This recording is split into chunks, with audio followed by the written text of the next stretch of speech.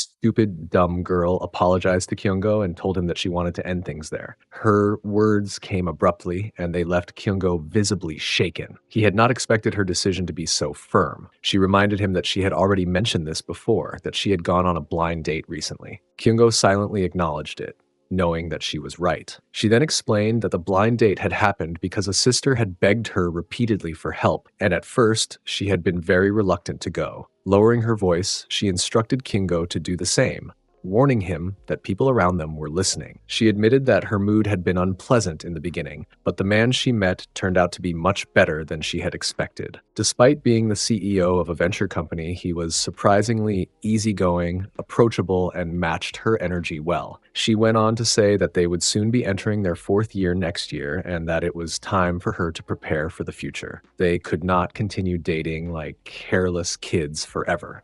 For that reason, she told Kyungo that he needed to stop clinging to the past and pull himself together. She believed that this separation would ultimately help him mature. Kyungo stood there, lost in his thoughts, until her voice called him back to reality. He snapped out of it and apologized, saying he was just a little flustered. After saying everything she wanted to say, the girl told him that she wanted to hear his final words. Kyungo responded calmly that if she was determined to leave, he would no longer try to stop her. However, after a moment of hesitation, he asked if they could do one last thing together. Confused by his request, the girl asked what he meant. Kingo explained that he wanted them to do their cardio training together one last time, as a kind of farewell gift. At this, the girl stood up from her seat. Looking at him with pity, she thought that Kyungo would remain miserable until the very end. Turning away in anger, she left as Kyungo tried to call her back. Overcome with frustration, Kyungo slammed the table down, startling the waitress and drawing worried glances from nearby customers. He was consumed by bitterness as he thought about how he had worked tirelessly at his part-time job just to buy her an anniversary gift, only to be repaid with a breakup. In his anger, he cursed her and bitterly wished her good luck with her CEO boyfriend, vowing to erase her from his mind at the speed of light.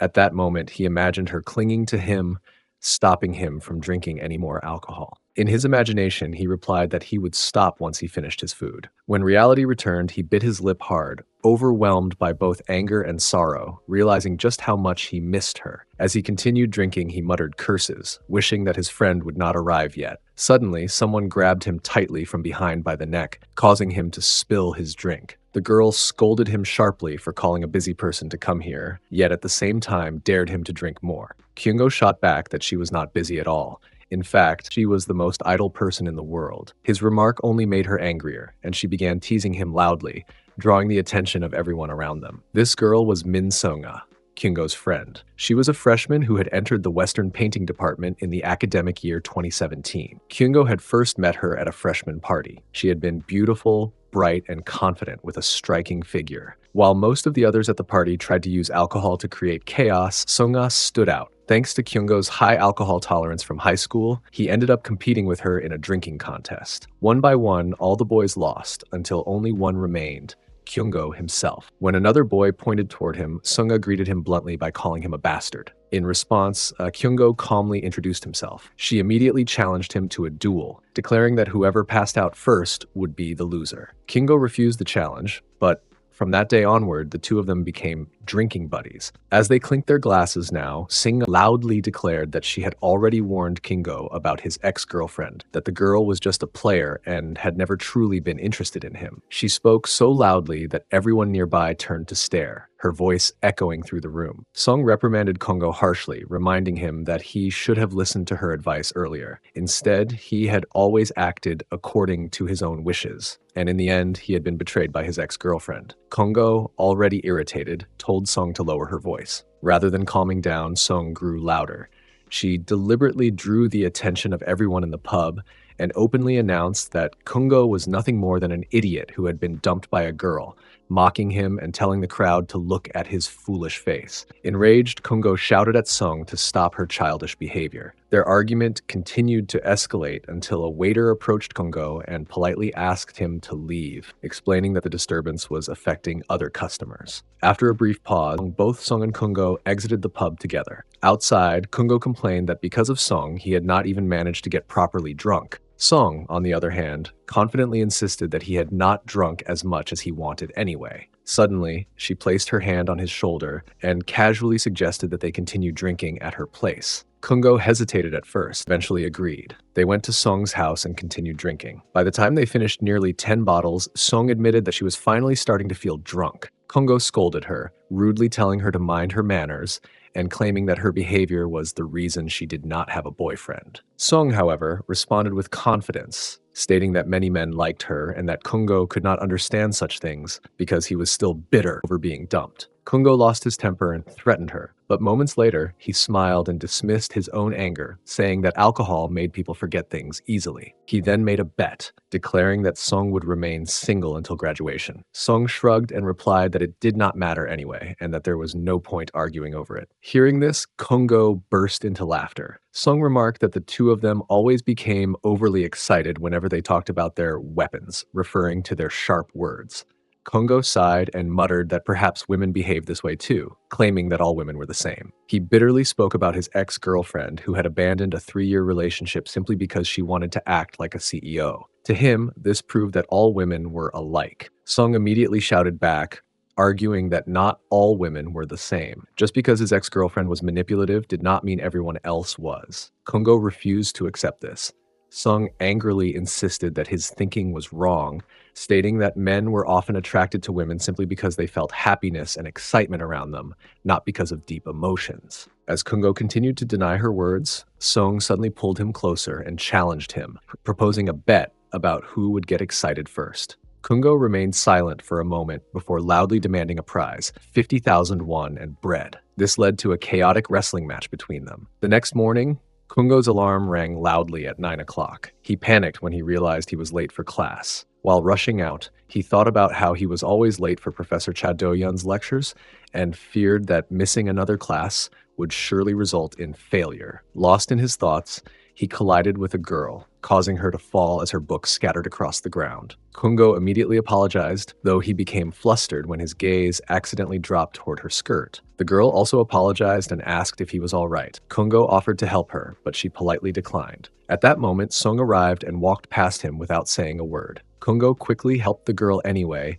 and called out to Sung. When she did not stop, his frustration grew. Eventually, Sung halted, clearly annoyed, and said they needed to talk. Kungo replied that he had to attend class and added that his legs still hurt from the previous night. Sung showed concern for his condition, appearing conflicted and confused about what had happened between them. Kungo felt a creeping suspicion settle in her mind, as though the girl outside truly did not remember something important.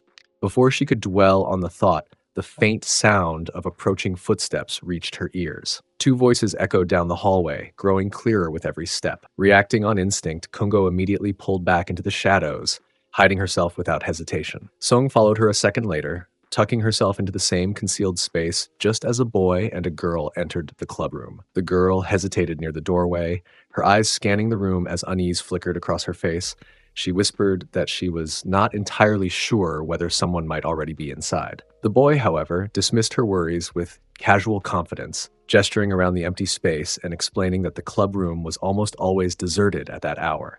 Even so, the girl's nervousness did not fade easily. She voiced her fear that someone could arrive at any moment. The boy reassured her again, telling her not to worry and urging her to relax. Meanwhile, hidden from sight, Kungo remained tense and confused, silently questioning why they were hiding in the first place. When she glanced at Sung for an explanation, Sung responded lightly that Kungo had hidden first, and she had simply followed along without much thought. Outside their hiding place, the boy and the girl soon immersed themselves in their workout, their playful wrestling turning the quiet room into a scene of lively movement and exertion. Time passed as they trained together, seemingly unaware of the silent observers nearby. Once they finished, the boy casually suggested going out for a drink after class, his tone hopeful. The girl declined without hesitation, explaining that she already had plans and was meeting a friend for a date. From within the shadows, Sung let out a quiet laugh, muttering that the boy was nothing more than a convenient tool for cardio. Kungo, overhearing everything, clenched her fists and cursed them under her breath, irritation simmering as she remained hidden, watching the scene unfold in unwanted silence. Kungo once again brought up what had happened the previous night, but the mention only irritated Sung further. She turned away sharply and reminded him that she had an important class to attend, clearly unwilling to continue the discussion.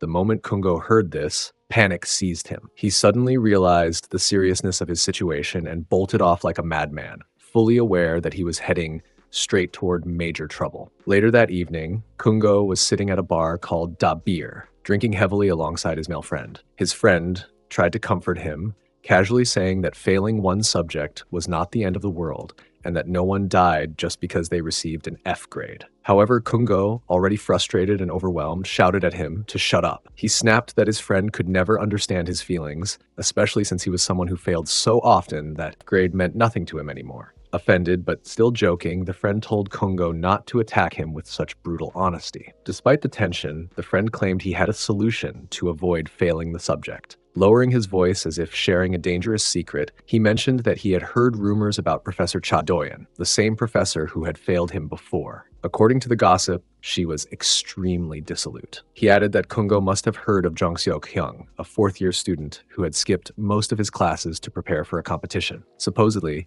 Jung Seok had slept with Professor Cha Doyon and, as a result, managed to secure a B-plus grade. Kungo stared at him in disbelief, his expression clearly showing shock. The friend smirked, saying he knew Kungo would be surprised. However, Kungo quickly shot back, saying that he was not amazed by the story itself, but by his friend's sheer foolishness. Mockingly, he remarked that his friend sounded like a primary school student who believed every ridiculous rumor he heard. The friend, offended by the insult, shouted that he was telling the truth and insisted that the story was real. At that moment, a girl approached their table. She cheerfully called out the friend's name. Gyung-ho greeted him. Kungo assumed she was there to drink, and she confirmed this, adding that she had come with her own group of friends. Soon after, her friends called her from a distance, and she waved at Kungo and Jung-ho, signaling that she would join them later. Kungo watched her leave and felt that her presence briefly shifted the atmosphere, making it calmer compared to the chaos he had been trapped in all evening. He wondered if the girl had panicked upon recognizing him, since she was the same girl he and Sung had seen earlier in the club room, doing cardio training with another guy. Meanwhile, Jung-ho looked concerned about her and openly admitted that she was exactly his type. He introduced her as Gyeong, speaking her name with obvious admiration. Kungo silently labeled Gyung-ho as innocent on the surface, but pitiful underneath, convinced that his friend suffered from severe delusions. Gyung-ho then casually added that, although Sung suited his personal taste more in terms of appearance, her personality had completely disappointed him. Hearing Sung's name spoken so lightly was enough to snap Kungo's patience. He abruptly stood up, calling Jung-ho annoying. Surprised by the sudden change, Jung-ho stared at him in confusion. With a darkened expression, Kungo announced that he was going to the washroom. Jung-ho grew uneasy, almost terrified, by how serious Kungo suddenly looked. Kungo's mood had already been ruined, but hearing Sung's name had completely pushed him over the edge. Near the washroom, Kungo unexpectedly ran into Gyeong. Trying to act normal, he told her that no one was inside and that she could use it if she wanted. However, she calmly replied that she was actually waiting for him. Her response left Kungo confused. Then, she bluntly asked whether he and Sung had seen her training with a guy in the club room earlier. Kungo was startled and immediately denied it. Gyeong smirked and pointed out that he was only pretending, since he had been hiding inside the cabinet at the time. After hesitating for a moment, Kungo assured her that he would not tell anyone and promised to keep it a secret. Gyeong stopped him, saying she was not finished talking yet. She confessed that she had been confused by what Kungo and Sung were doing there and jokingly suspected that they might have been having some kind of wrestling match. With a mischievous smile, she assured him that she would also keep the incident a secret, but only on one condition. She wanted Kungo to do cardio training with her right then and there. Kungo was stunned, especially because he knew she was dating Nam Wook. However, before he could ask for any explanation or protest further, she had already pulled him along. Without another word, the two of them began their unexpected workout session, leaving Kungo even more unsettled than before. After finishing their session, they stepped out of the washroom together. Gyeong calmly assured Kungo that she would not tell Sung anything about what had happened. Her confidence caught Kungo off guard, and he stared at her in surprise, unsure of how to react to such certainty. Meanwhile, elsewhere, Sung was lying alone on her bed, lost in her thoughts and preparing to rest. At that very moment, Kungo arrived at her place. Sung immediately tried to stop him from coming any closer, telling him that she was about to sleep and asking him to leave. However, Kungo insisted that he needed just 1 second. Before she could respond, he grabbed her gently by the shoulder and suddenly confessed that he had a crush on her. Song froze in shock, then hesitated before accusing him of going crazy and treating his words as a joke. She told him not to fool around like that. Kungo felt deeply hurt by her reaction, saddened by the realization that his feelings were being dismissed so casually. Soon after, the scene shifted as both of them were seen training together, pushing themselves through intense cardio exercises. Everything felt strangely vivid and emotional, until Sing abruptly woke up. She realized it had all been a dream. Her heart raced as reality settled in. Just then, doorbell rang. When Sing opened the door, she found Kungo standing there. His sudden arrival late at night immediately worried her, especially because a strong smell of alcohol surrounded him. Kungo explained that he had been out drinking with a casual friend and had gotten drunk without realizing how late it was. He added that he had come only to apologize for what happened the previous day, insisting that he remembered everything clearly. Before he could say more, Sung punched him hard on the chest. Even as he continued apologizing, she grew more irritated, questioning why he would put himself in such a pathetic state just to say something so pointless. Suddenly, Kungo began to feel sick. Without warning, he vomited on Sung and then fainted right in front of her. Struggling with both anger and exhaustion, Sung somehow managed to drag him to the bed and threw him onto it. She let out a frustrated sigh, muttering that he had come all the way to her house only to puke and pass out. After that chaotic night, the two of them unknowingly began another silent battle, this time an unspoken emotional wrestling match that neither of them was ready to confront. The next morning at school,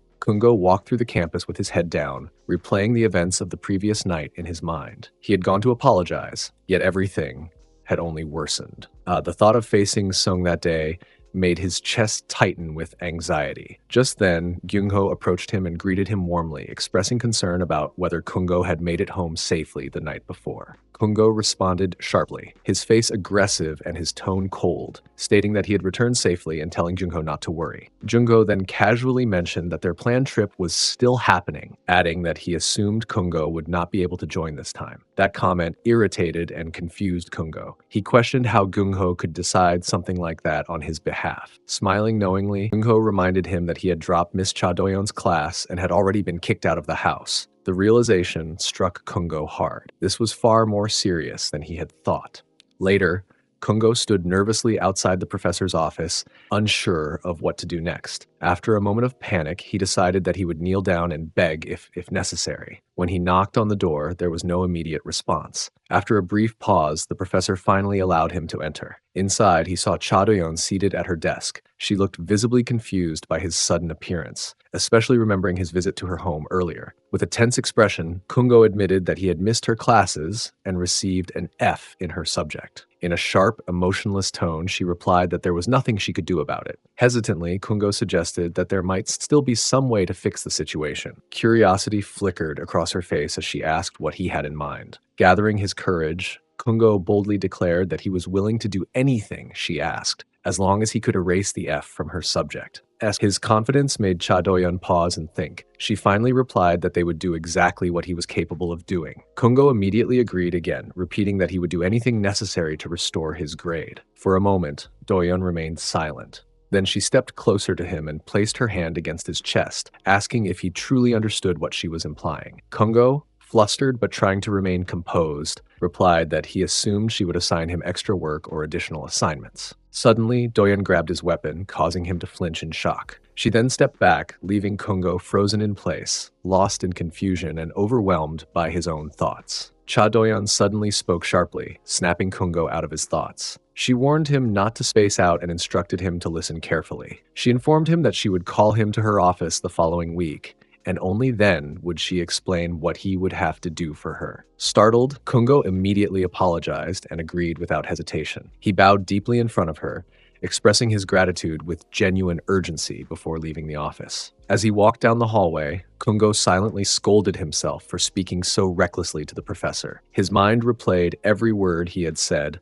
and embarrassment washed over him as he realized how foolish he must have sounded. Lost in these thoughts, he suddenly looked up, and there she was. Sung stood right in front of him. For a brief moment, both of them froze, their eyes meeting without either knowing how to react. The air between them felt heavy and uncomfortable. Breaking the silence, Kungo hesitantly mentioned that she must be there for an assignment. Sung paused, then nodded in agreement, confirming that she had come for the same reason. Relief flickered across Kungo's face, and he quickly added, almost too cheerfully, that he was also heading there for an assignment. With an awkward smile, he remarked that it might turn out to be exciting for the both of them. However, Sung did not respond. She continued walking quietly beside him, her expression unreadable. Kungo noticed her silence and immediately assumed that she was still angry with him. In his mind, it seemed only natural, especially after what had happened between them in the bathroom. The thought made him uneasy, and guilt slowly crept in. On the other hand, Sung was lost in her own thoughts. She found the situation painfully awkward and wished she had not run into him at all. Walking beside Kungo made her heart feel restless, and she avoided looking at him, hoping the moment would pass quickly. As evening fell,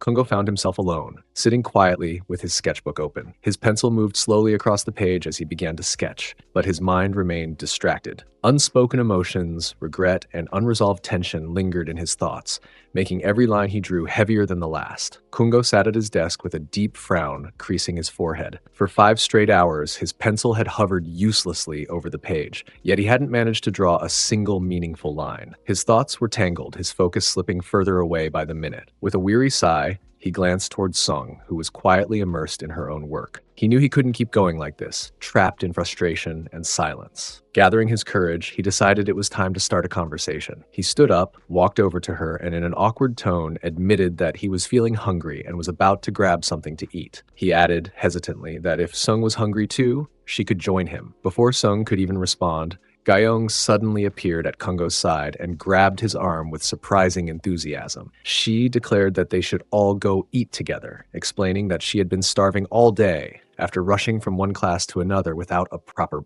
break. With a bright grin, she called out to Sung as well, announcing that she would be treating them both today. Sung smiled politely at the offer, but replied that she still had work to finish, telling them to go ahead and enjoy the food without her. Gyeong waved cheerfully, saying goodbye as Sung wished them a pleasant meal. Kungo, however, lingered for a moment, clearly unsure. Just as he was about to leave, Sung finally set her pencil down and admitted that she, too, couldn't concentrate on her drawing anymore because she was actually feeling quite hungry. Her quiet confession caught Kungo off guard, but it also made him feel strangely relieved. Later that night, Kungo and Gyeong walked side by side down the street after finishing their meal. Gyeong excitedly praised how delicious the food had been, laughing about how worth the trip it was. Kungo, on the other hand, felt a little uncomfortable. He was bothered that Gyeong hadn't allowed him to pay the bill. When he mentioned it, Gyeong brushed it off casually, saying that since she was the one who had offered the treat, it was only natural that she paid. After some time, Kungo announced that he had to leave because he had something important to take care of. But Gyeong stopped him, her eyes lighting up with curiosity. She urged him to come along with her, promising to show him something fun and unexpected. Intrigued and slightly confused, Kungo followed as she led him through a narrow, dimly lit street. He asked what exactly she wanted to show him, and Gyeong simply pointed ahead. There, in the shadows, he noticed a couple doing cardio training outside, pushing themselves through their workout despite the late hour. The sight surprised him. Gyeong explained that the area was quiet, with hardly any lights or people around, making it the perfect place for intense training. Then, without warning, she began taking off her outer clothes, announcing boldly that they were going to train just like that as well. Kungo's eyes widened in shock. He protested that he wasn't comfortable doing something like that out in the open. At that moment, a sudden noise made them both flinch, but when they looked closer, they realized it was only a stray cat darting across the street. Gyeong let out a disappointed sigh and explained that plenty of boys would gladly train with her anytime she wanted,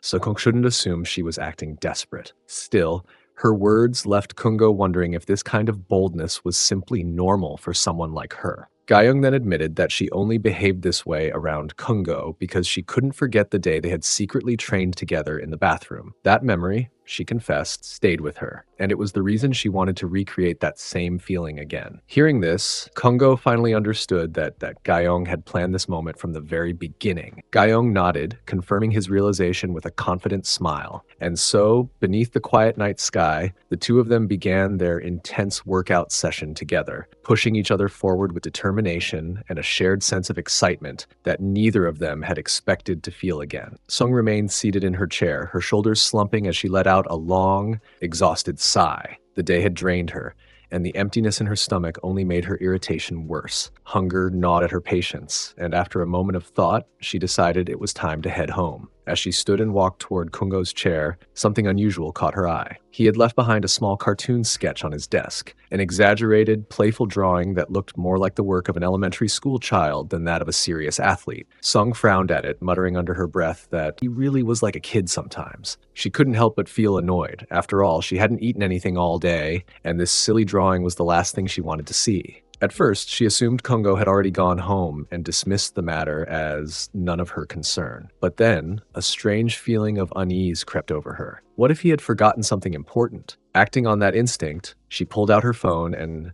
sent him a quick message, letting him know that he had left his bag behind in the classroom. Almost immediately, she heard the sharp sound of a notification echoing from nearby. Confused, Sung looked around and realized that the sound was coming from Kungo's own phone, which was lying on his chair. She stared at it, puzzled. Why would he leave without his phone? To Sung, that made no sense. There was hardly anything more important than a mobile phone in today's world. The fact that he had left both his bag and his phone behind struck her as incredibly strange. Meanwhile, in another part of the building, Kungo and Gayong were deeply absorbed in their training session. Their focus was suddenly broken when a watchman approached them with a stern expression. The guard's eyes immediately fell on Kungo, who was in the middle of adjusting his pants. Startled, Kungo blurted out that he had been in such a hurry because he urgently needed to use the restroom. He quickly added that, as a respectable citizen, he would never relieve himself in public and was simply trying to find the nearest bathroom. The watchman scolded him regardless, warning that no matter how desperate the situation was, he should never behave that way in an open area. Embarrassed, Kungo bowed politely and apologized, promising that he would be more careful next time. All the while, Gayong had been hiding nervously behind a large box, trying not to be seen. Once the watchman finally left, muttering that Kungo was out of his mind, Kungo called out to her and told her it was safe to come out. As she stepped forward and started getting dressed, Gayong admitted that she had been certain they were going to get caught. She said they were lucky that the situation hadn't escalated any further. Kungo scratched the back of his head, clearly worried about what might have happened if they had actually been discovered. Gayong simply shrugged and replied that no one could know for sure, but her teasing tone only made Kungo more flustered. He silently told himself that he needed to be more careful around her in the future, realizing that she was far more cunning than she appeared. Later, while walking through the crowd outside, Kungo tried to clear his mind. He reminded himself that he shouldn't get distracted or carried away by Gayong and that he needed to stay focused on his responsibilities. It was then that he suddenly remembered he had left his bag back in the department. Deciding he would retrieve it the next day, he continued on his way home. When Kungo finally reached his house, he noticed something odd right away. The lights were still on. Curious, he stepped inside and froze in surprise. Sung was lying on his sleep. Beside her was his missing bag. Realizing that she must have brought it for him, Kungo quietly approached. At that moment, Sung stirred and opened her eyes, immediately complaining about how late he had arrived. Kungo explained that something unexpected had come up, and that was why he was delayed. He added that if she had come all the way to return his bag, she could have just called him. He would have picked it up himself. Sung pointed out that his phone was actually inside the bag, which made Kungo even more stunned. She then scolded him, telling him to get his life together and start acting like a real man instead of being so careless. Kungo didn't quite understand why she was so upset, but he listened quietly. Trying to lighten the mood, Kungo suggested they go out for a drink together if she was up for it. However, Sung declined, saying that she was far too exhausted to go anywhere. With that, the tension in the room settled into an uneasy silence, leaving Kungo reflecting on the day's strange events and his own mistakes. Kungo sat down on the bench, quietly thinking that Sung was still angry with him. The tension between them had not faded, and he could feel it weighing on his mind. Just then, Sung walked over to him as if nothing had happened and casually asked what flavor of alcohol he had brought. She studied him for a moment and remarked that he looked different today. In her mind, she recalled how miserable he had looked the last time he was dumped, drunk, heartbroken, and unable to pull himself together. She had been surprised at how quickly he had managed to recover afterward. Her teasing irritated Kungo, and he snapped at her, telling her to stay quiet and never bring up that subject again. He insisted that she should simply pretend he had never been in a relationship at all. Sung laughed at his reaction and mockingly replied that it wasn't that he had never been in a relationship, it was that she herself never could. Her words only encouraged Kungo's stubborn pride, and he smirked, claiming that there was probably no boy who would ever want her. Sung challenged him, asking if he thought she looked that unattractive as a woman. Kungo glanced at her face and, despite feeling shy, admitted to himself that she was actually pretty. However, embarrassed by his own thoughts, he brushed it off and told her not to take his words seriously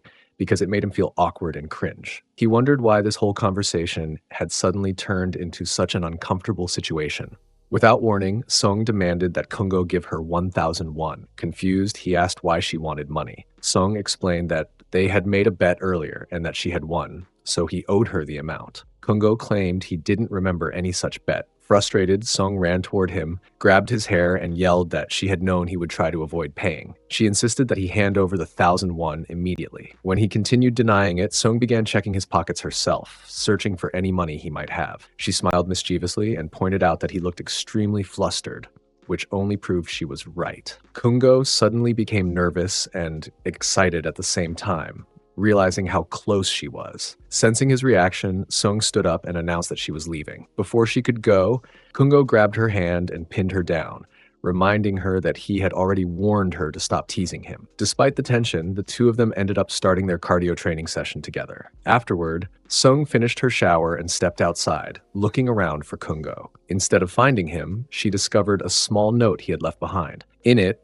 Kungo had written that she should make herself comfortable because he would simply sleep somewhere else. The gesture left Sung thoughtful. The next morning at the university, Kungo found himself worrying about how he would face Sung in class. He knew he couldn't skip that lecture because it was far too important. While he was lost in his thoughts, Sung approached him and calmly told him to make some time for her after class. Kungo agreed, though he did so with clear hesitation. Later that evening, as he walked across campus, Kungo checked his phone and read Sung's message, asking him to meet her at the basketball court. He wondered what she wanted to talk about and started imagining different possibilities. At first, he feared that Sung might tell him she no longer wanted to be friends. However, the reality turned out to be quite different. Instead of pushing him away, Sung asked him out on a date, leaving Kungo completely surprised and unsure how to respond. He quickly brushed the thought aside, reminding himself that such behavior went completely against her usual personality. For a brief moment, he wondered if she might have appreciated what happened the previous day and had approached him with the idea of making him her cardio partner. The notion felt strange and unrealistic, and he dismissed it almost immediately, scolding himself for overthinking.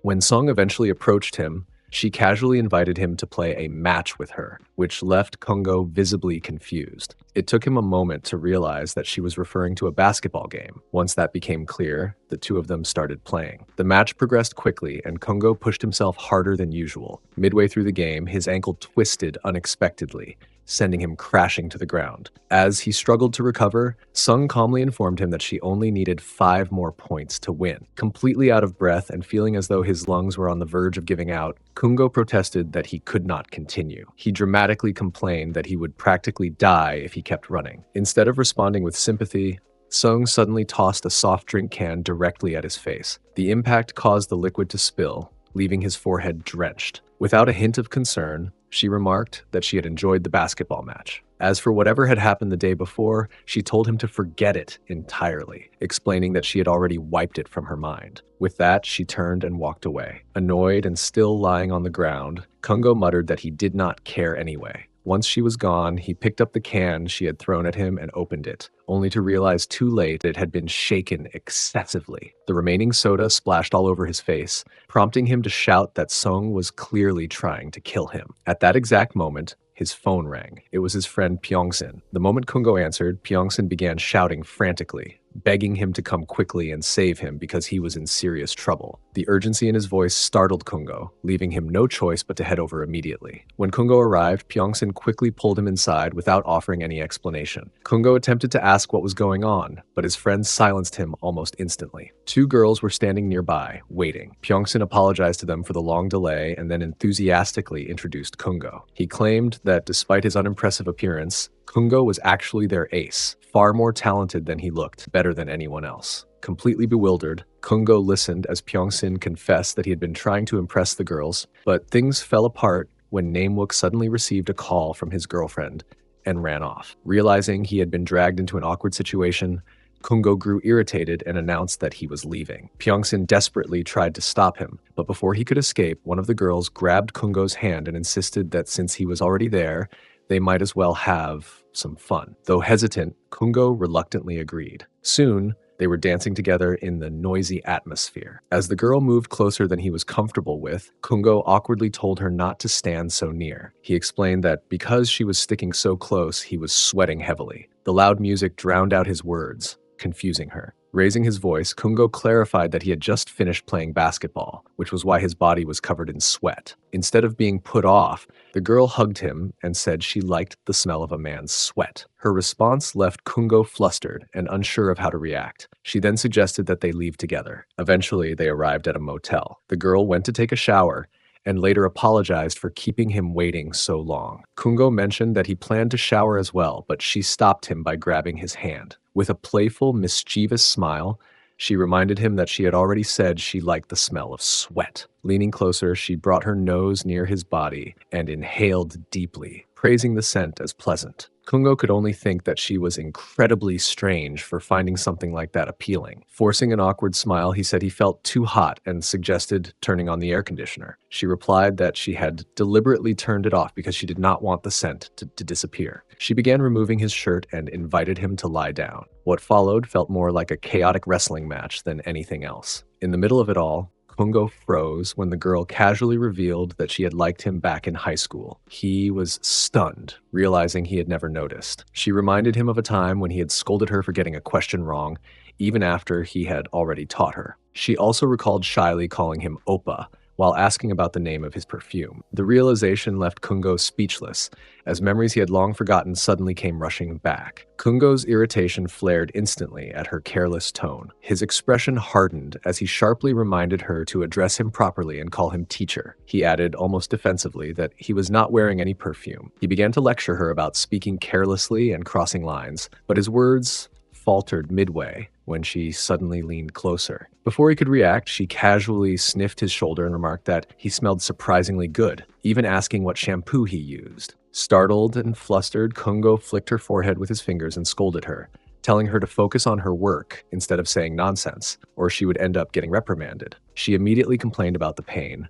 rubbing her forehead with exaggerated drama. Back in the present, she smiled softly and commented that he still smelled just as good as before. Kungo called her by her full name, Jang Hee-ju, and told her to get dressed, which caught her completely off guard. Calmly but firmly, he said he would take her home. Hee-ju protested, insisting that they had already done everything they needed to, and that it was far too late to worry about such things now. However, Kungo's expression turned serious as he replied that if he had known from the beginning that she was Jang Hee-ju, he would never have come there with her at all. That was when Hee-ju suddenly wrapped her arms around him from behind. Calling him a liar, she accused him of pretending to be distant when he clearly was not. She boldly demanded that they do it once more, refusing to let go. With that, the two of them ended up resuming their intense cardio training yet again, their earlier tension dissolving into familiar chaos. When morning came, Kungo woke up alone. As he sat up, he noticed a note left behind. In it, Hee-ju had written that it was good to see him again and that next time they would meet in a different room. Holding the note, Kungo rubbed his face in disbelief, thinking that he must be losing his mind. He had spent the night with a girl he once tutored, and yet, despite his shock and guilt, he could not deny how good it had felt. At that moment, his phone buzzed.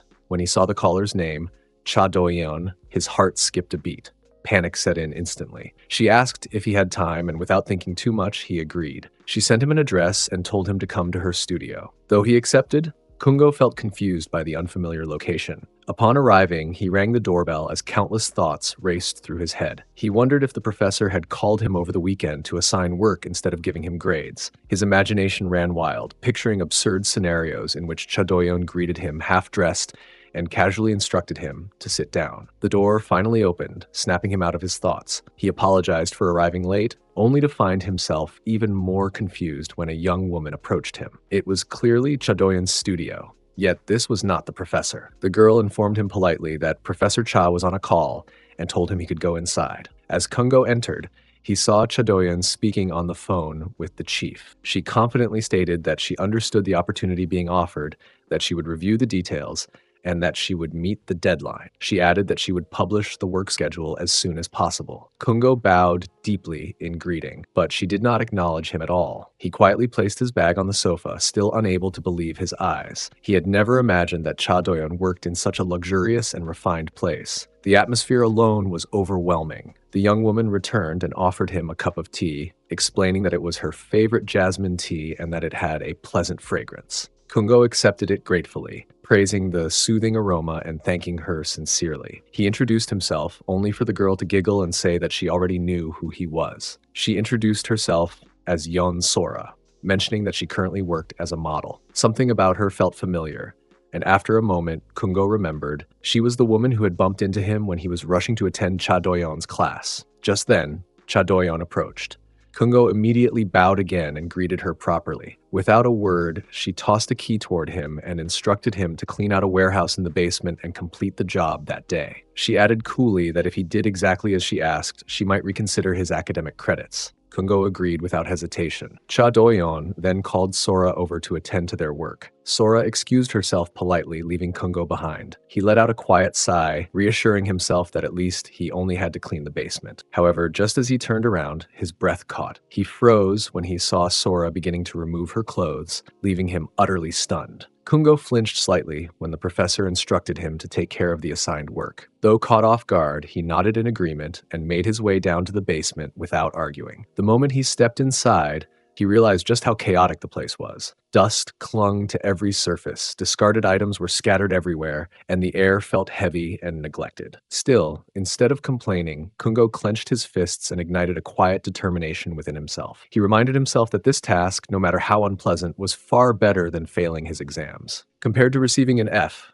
cleaning a filthy basement felt like a small price to pay. With renewed resolve, he got to work. Moving with surprising speed and focus, he cleaned as if powered by some kind of superhero strength. Shelves were wiped down, clutter was organized, and the dust that had settled for years finally cleared away. Before long, the once messy basement looked almost unrecognizable. Standing back to admire his work, Kungo smiled proudly and announced to himself that he was finally done. He felt certain that whoever saw the room next would be genuinely surprised by the transformation. As he stepped out, Kungo noticed that Doyon looked unusually tense. Around the same time, Bora arrived and immediately took note of Kungo's dust-covered face, her expression filling with concern. Sensing her worry, Kungo quickly reassured her, explaining that there had been a bit of dust inside the basement, which was why he looked so dirty. Relieved, Bora handed him her handkerchief. He accepted it with gratitude, thanking her sincerely before gently shifting the conversation toward Doyon, whose anxious demeanor hadn't gone unnoticed. Bora explained that the professor was under a lot of pressure because the male model who was supposed to come to the studio had suddenly canceled. Now,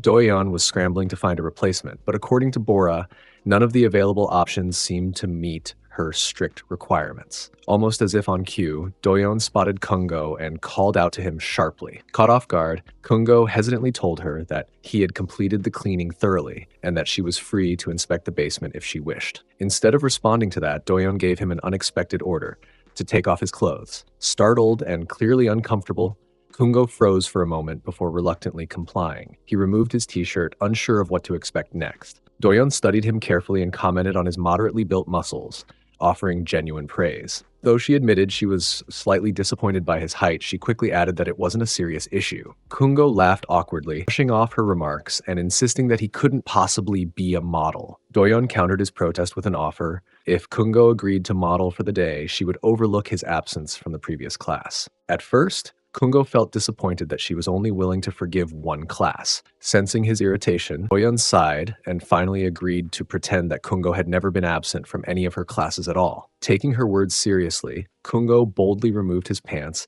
and announced that he was ready. Doyon, momentarily flustered, turned to Bora and apologized before asking her to guide Kungo instead. Bora accepted the responsibility without hesitation, reassuring Doyon that she would handle everything properly. With that, Bora and Kungo began what felt like a strangely intense battle, adjusting poses and movements as he stepped into the unfamiliar role of a model. Elsewhere, Sung received a call from Jiyeon, who immediately asked about her weekend schedule. Sung replied that she would be busy working at school. Jiyeon, clearly irritated, insisted on spending time together the following week. Curious, Sung asked why it was so important. Jiyeon reminded her about the man Sung had met on her last blind date, the one who had taken a strong liking to her. Jiyeon wanted Sung to give him another chance. Sung hesitated, explaining that her schedule for the month was already packed. Jiyeon wasn't convinced. She argued that since Sung had been responsible for throwing the party where the blind date happened, it was now her responsibility to follow through. Jiyeon demanded that Sung make time, set a date, and inform her once it was done. Reluctantly, Sung agreed, and Jiyeon ended the call. Later at home, Sung stood in front of her wardrobe, sifting through her clothes with growing frustration. She realized she didn't own anything suitable for a blind date and decided she would need to buy something new. Just as she was thinking this through, her phone rang again. Already irritated, Sung shouted at the caller, demanding to know who was bothering her. Expecting Jiyeon, she sighed in exasperation. But, to her surprise, it was Cheon. He told her that he had just broken up with Yeon. Concerned, Sung immediately asked for his location. That night, she arrived at a bar and found Kongo sitting alone, quietly drinking beer. The sight stirred memories within her. Looking back, Sung thought that perhaps she should have gone on the blind date instead of paying so much attention to Kongo that day. After all, he still hadn't completed his assignment, and she wanted her credits returned. Meanwhile, Kongo resolved to do his best, even though he struggled to fully control himself. When he moved unexpectedly, Doyeon sharply scolded him. Kongo quickly apologized, lowering his head in embarrassment. Bora stepped in, gently calling out to him and asking whether he felt uncomfortable. She offered to help. Adjusting her position slightly, Bora tried to ease the tension. Kongo admitted that he already felt a little more comfortable, grateful for her understanding and support. Kongo felt increasingly uneasy as the situation unfolded, finding it far more provocative than he had expected. He struggled to maintain control over his thoughts and reactions,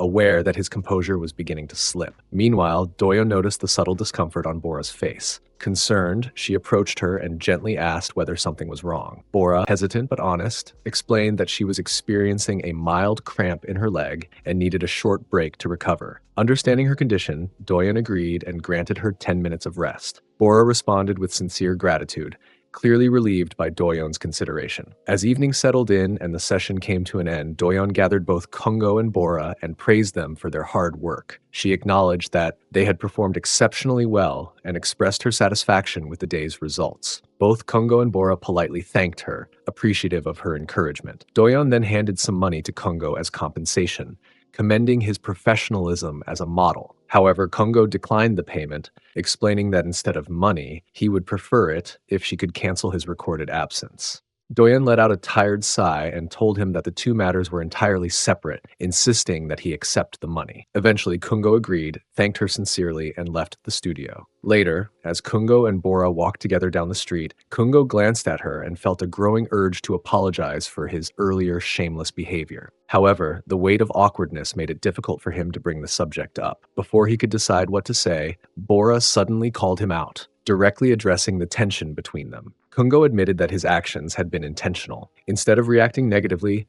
Bora simply smiled and suggested that they go out for a drink together, reasoning that they had both worked hard and deserved to relax. At the bar, Kongo sat beside Bora, his eyes widening in amazement as he took in the luxurious surroundings. It was the first time in his life he had stepped into such an expensive-looking place. Noticing his discomfort, Bora smiled reassuringly and told him not to feel pressured, explaining that the bar was not as costly as it appeared.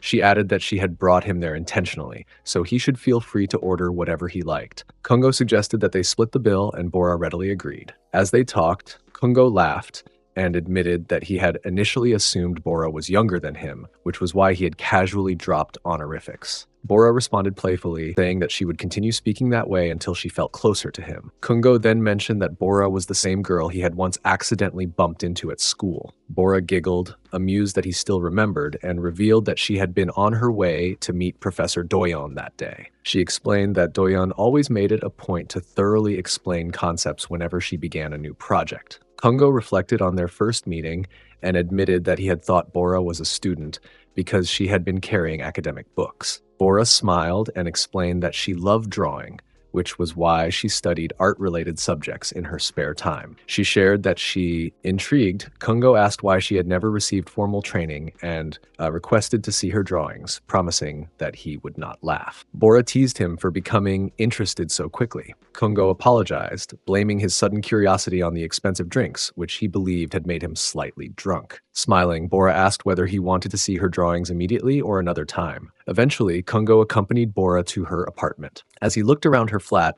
he felt that the space reflected Bora's personality perfectly, as though it truly belonged to her in every sense. Just then, Bora's white cat approached them and she gently patted it, her expression softening. Bora apologized for the mess, explaining that she had not been home much lately due to her heavy workload. Kungo reassured her, saying that compared to his own room, her place felt more like a cozy cafe. Bora laughed and commented that Kungo was surprisingly good with words. Kungo replied hesitantly, explaining that he usually spoke whatever came to his mind without thinking too much. Sitting nervously on the couch, Bora spoke up with visible embarrassment and asked whether he was truly sure not laugh at her drawings. Kungo answered with quiet confidence, assuring her that he would never do such a thing. Encouraged by his response, Bora slowly handed her diary to him, her heart pounding with uncertainty. Kungo carefully looked through the pages, studying the artwork with sincere attention. After a moment, he remarked that the painting was beautiful. His unexpected praise left Bora stunned. Kungo went on to explain that even though he was still learning and did not have deep knowledge about art, he could clearly feel the emotions conveyed through her painting. He described how the forest in the artwork felt cold and isolated, creating a sense of loneliness. Yet the faint light at the end of the road appeared like a small ray of hope, struggling against the darkness. He openly expressed how much he loved the painting. As he spoke, Kungo noticed that Bora had begun to cry softly. Startled, he stopped mid-sentence, unsure of what he had said wrong. Bora quickly smiled through her tears and clarified that she was not upset. She explained that his polite and genuine compliment had deeply touched her. In a trembling voice, she confessed that she often felt pathetic for being a model who liked painting so much. Hearing this, Kungo grew visibly confused. He firmly stated that no one in their right mind would consider Bora pathetic, especially not him. He emphasized that he truly did not believe such a thing. With a bitter smile, Kungo then turned the criticism toward himself. He admitted that the truly pathetic person was someone who drank excessively and had recently been dumped by his ex-girlfriend, referring to himself. Bora looked at him in surprise, clearly unaware of this part of his life. Awkwardly, Kungo admitted that the breakup had happened just a few days earlier. Bora briefly suspected that Sung might be the ex-girlfriend he was talking about, but Kungo immediately denied it, clarifying that Sung was nothing more than a normal friend. Bora quietly understood and did not push the matter further.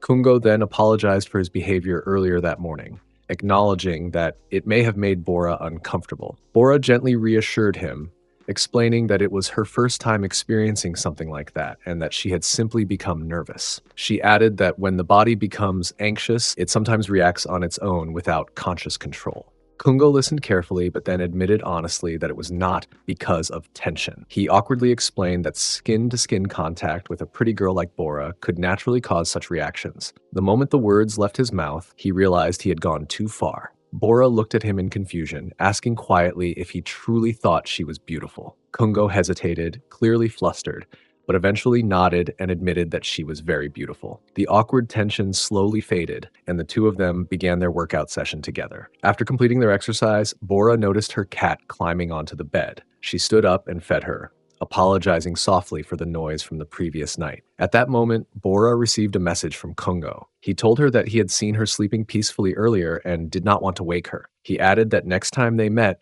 they should grab something to eat together. Bora smiled warmly at her phone and agreed. Meanwhile, Kungo sat alone, sketching quietly while thinking about Bora's words regarding her dream of getting into an art college. He felt ashamed of himself, realizing that as an art student, he had been too lazy to draw consistently. Determined to change, he resolved to pull himself together and take his passion seriously. Suddenly, his friend Pyeongsin approached and startled him. Laughing, Pyeongsin teased him, asking how someone who could never stay late in class was now sketching so seriously. Annoyed, Kungo scolded him for talking nonsense and told him to focus on his homework instead. Pyeongsin jokingly accused Kungo of skipping his medicine, claiming that his behavior was strange and frightening. His attention then shifted to Kungo's sketch, and he grew curious and slightly uneasy about the dark tone of the drawing. In the middle of his teasing, Pyeongsin suddenly brought up a girl, which confused Kungo. He accused Kungo of pretending to be clueless and mentioned the club girl Kungo had spent the night with. Laughing, Pyeongsin pulled Kungo's cheeks and jokingly claimed that he had fallen for her. Just as Kungo was about to respond, he noticed Sung standing nearby. Sung sharply scolded him, pointing out that throwing away assignments and going clubbing was a complete waste of tuition money. She harshly told him to wake up and face reality. Pyeongsin called out her name playfully, but Sung turned toward him with a murderous glare, her expression filled with anger. The situation was enough to make Pyeongsin uneasy and visibly nervous. Trying to mask his anxiety, He casually mentioned that he was heading to the convenience store and told Sung to let him know if she needed anything. Without hesitation, Sung asked him to bring her a banana milk. Pyeongsin readily agreed, requesting just 5 minutes before leaving. Meanwhile, Sung gently advised Kungo to focus more on his studies, reminding him that his graduation year was approaching fast and that he could not afford to be careless anymore. Kungo listened quietly and soon made his way toward a nearby restaurant. Once there, he ordered a bowl of rice soup. As he waited, his eyes wandered around the place, and to his surprise, he noticed Sung sitting alone at another table. Curious, Kungo approached her and asked why she was drinking by herself. Sung calmly replied that she was only having a drink to commemorate the completion of her assignment, nothing more. Before their conversation could continue, the elderly woman who owned the restaurant arrived with a warm smile. She cheerfully called out to Kungo, placed his order in front of him, and encouraged him to order some soju as well. However, Kungo politely declined her offer. Sung was genuinely surprised to see him refuse alcohol. She asked him if something was wrong,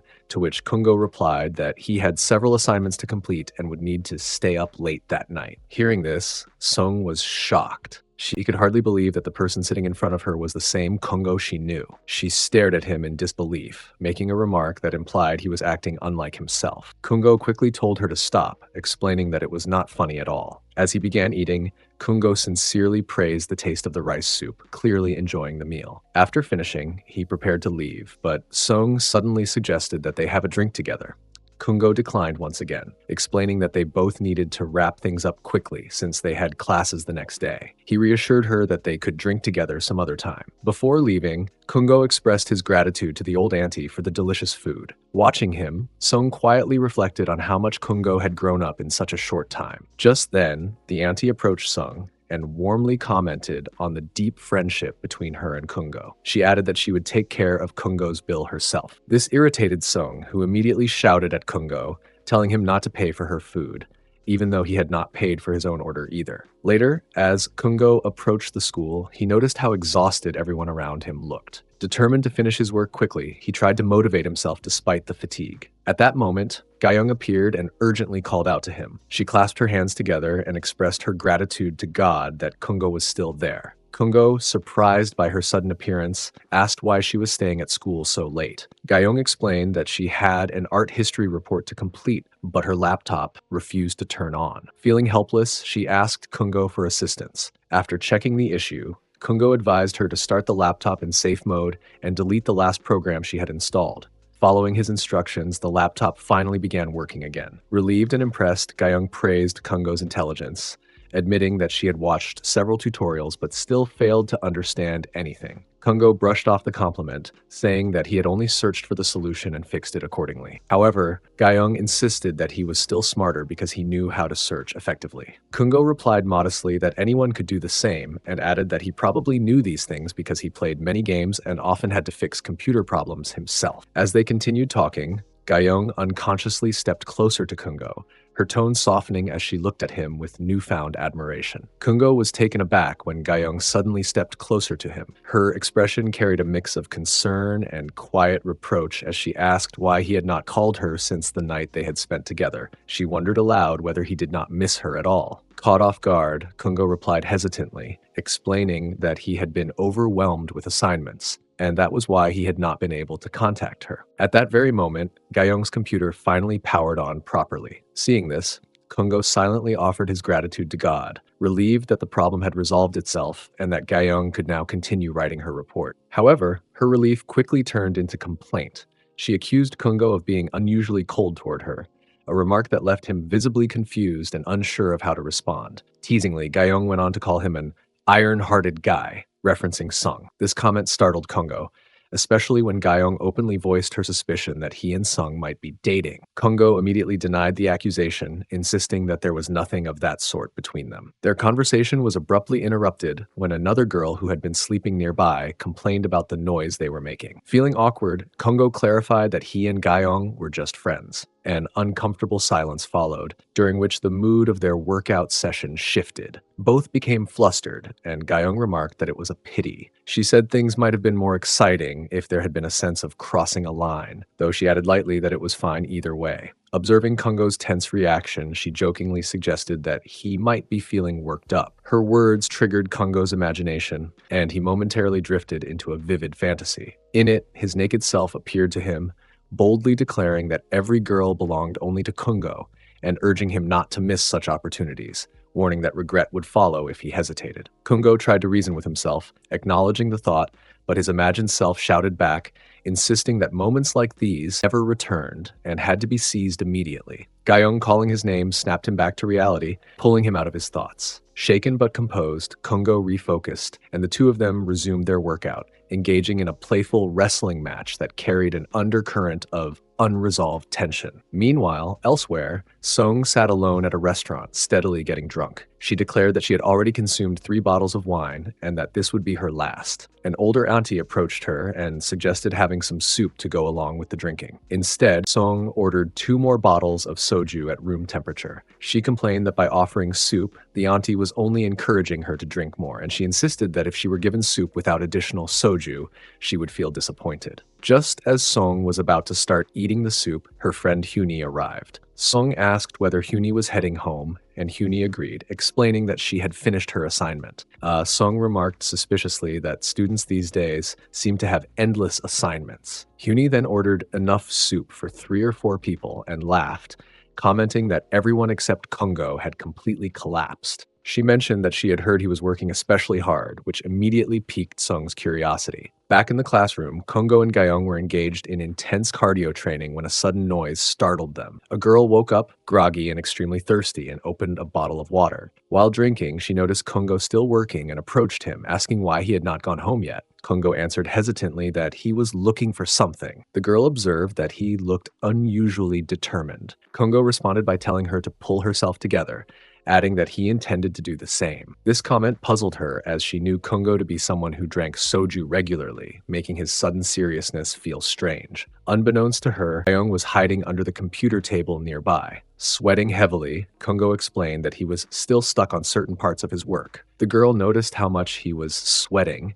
and began to suspect that he might be watching something inappropriate. Her thoughts startled Kungo so badly that he immediately snapped his laptop shut. He raised his voice, scolding her for daring to look at her sunbathe screen and warning that he would reprimand her for such behavior. Ironically, his reaction only reinforced her suspicion that he had indeed been watching something suspicious. Yawning, the girl dismissed the situation lightly and told him to enjoy whatever suspicious content he was watching, adding that her bones were aching from exhaustion. Kungo firmly denied her assumption, insisting that she had misunderstood him completely. Unconvinced but too tired to argue, the girl said she was going to sleep for a while and asked him to wake her once he was finished. Kungo gently advised Gyeong that it would be better for her to go home and get some proper rest. He spoke calmly at first, suggesting that a good night's sleep would help clear her mind. However, instead of listening, the girl quietly lay down near him and remarked that it felt easier for her to fall asleep right there, rather than going anywhere else. Her casual response immediately made Kungo uncomfortable. He scolded Gyeong, telling her firmly to stop behaving that way and to take his words seriously. Meanwhile, in another part of the building, Sing was walking toward the classroom with a few drinks in her hands. As she moved through the corridor, she muttered to herself, internally cursing Kungo for not taking proper care of himself and skipping meals again. She knew that once Kungo had decided to work overnight,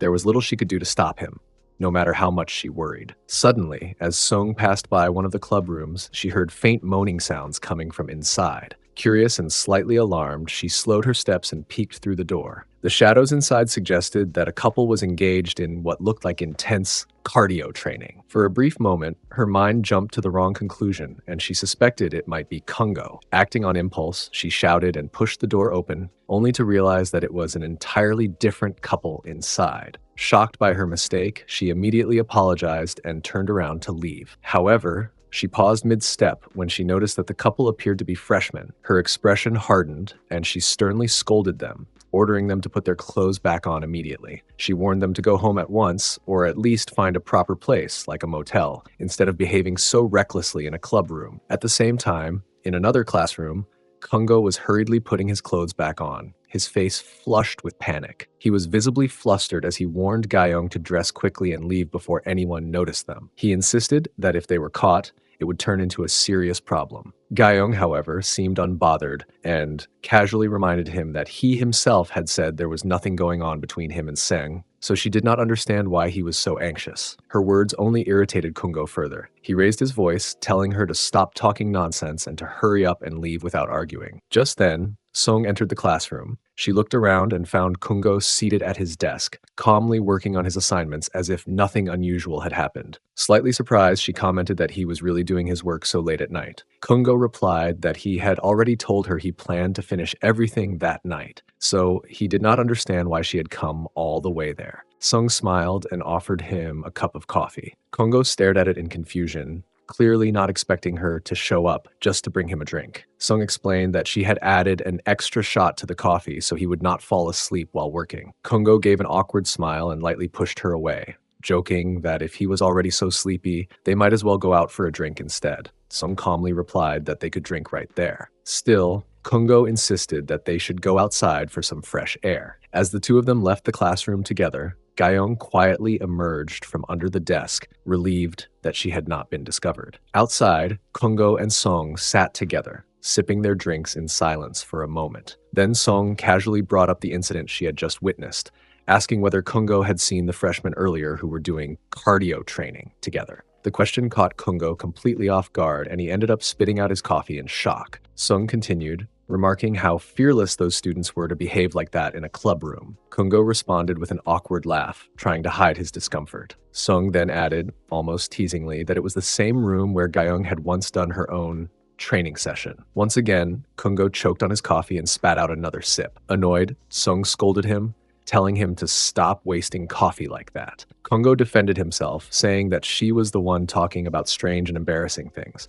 The conversation slowly shifted as Sung asked about his condition, gently bringing up the fact that he had recently been dumped by his girlfriend. Kungo admitted that their relationship had lasted 3 years, and even though it was painful, he believed that everything would eventually return to normal. Sung looked at him with concern and lightly hit his back in a playful yet encouraging way, reassuring him that things would be fine soon. She then wrapped an arm around Kungo and told him to cheer up. She promised that whenever things became too difficult, he could always come to her, and she would buy him a drink. Kungo agreed, smiling softly. Half jokingly, he asked what kind of mistakes they might end up making after getting drunk. The comment made Sung flustered and embarrassed. She quickly stood up, complaining that it suddenly felt too hot there, while Kungo sat back, giggling quietly at her reaction. Sung announced that she was leaving for the day, informing Kungo that she had to go and wishing him good luck with his upcoming assignments. Kungo expressed his gratitude politely, watching as she walked away. Once she was gone, the atmosphere around him felt heavier than before. Later that night,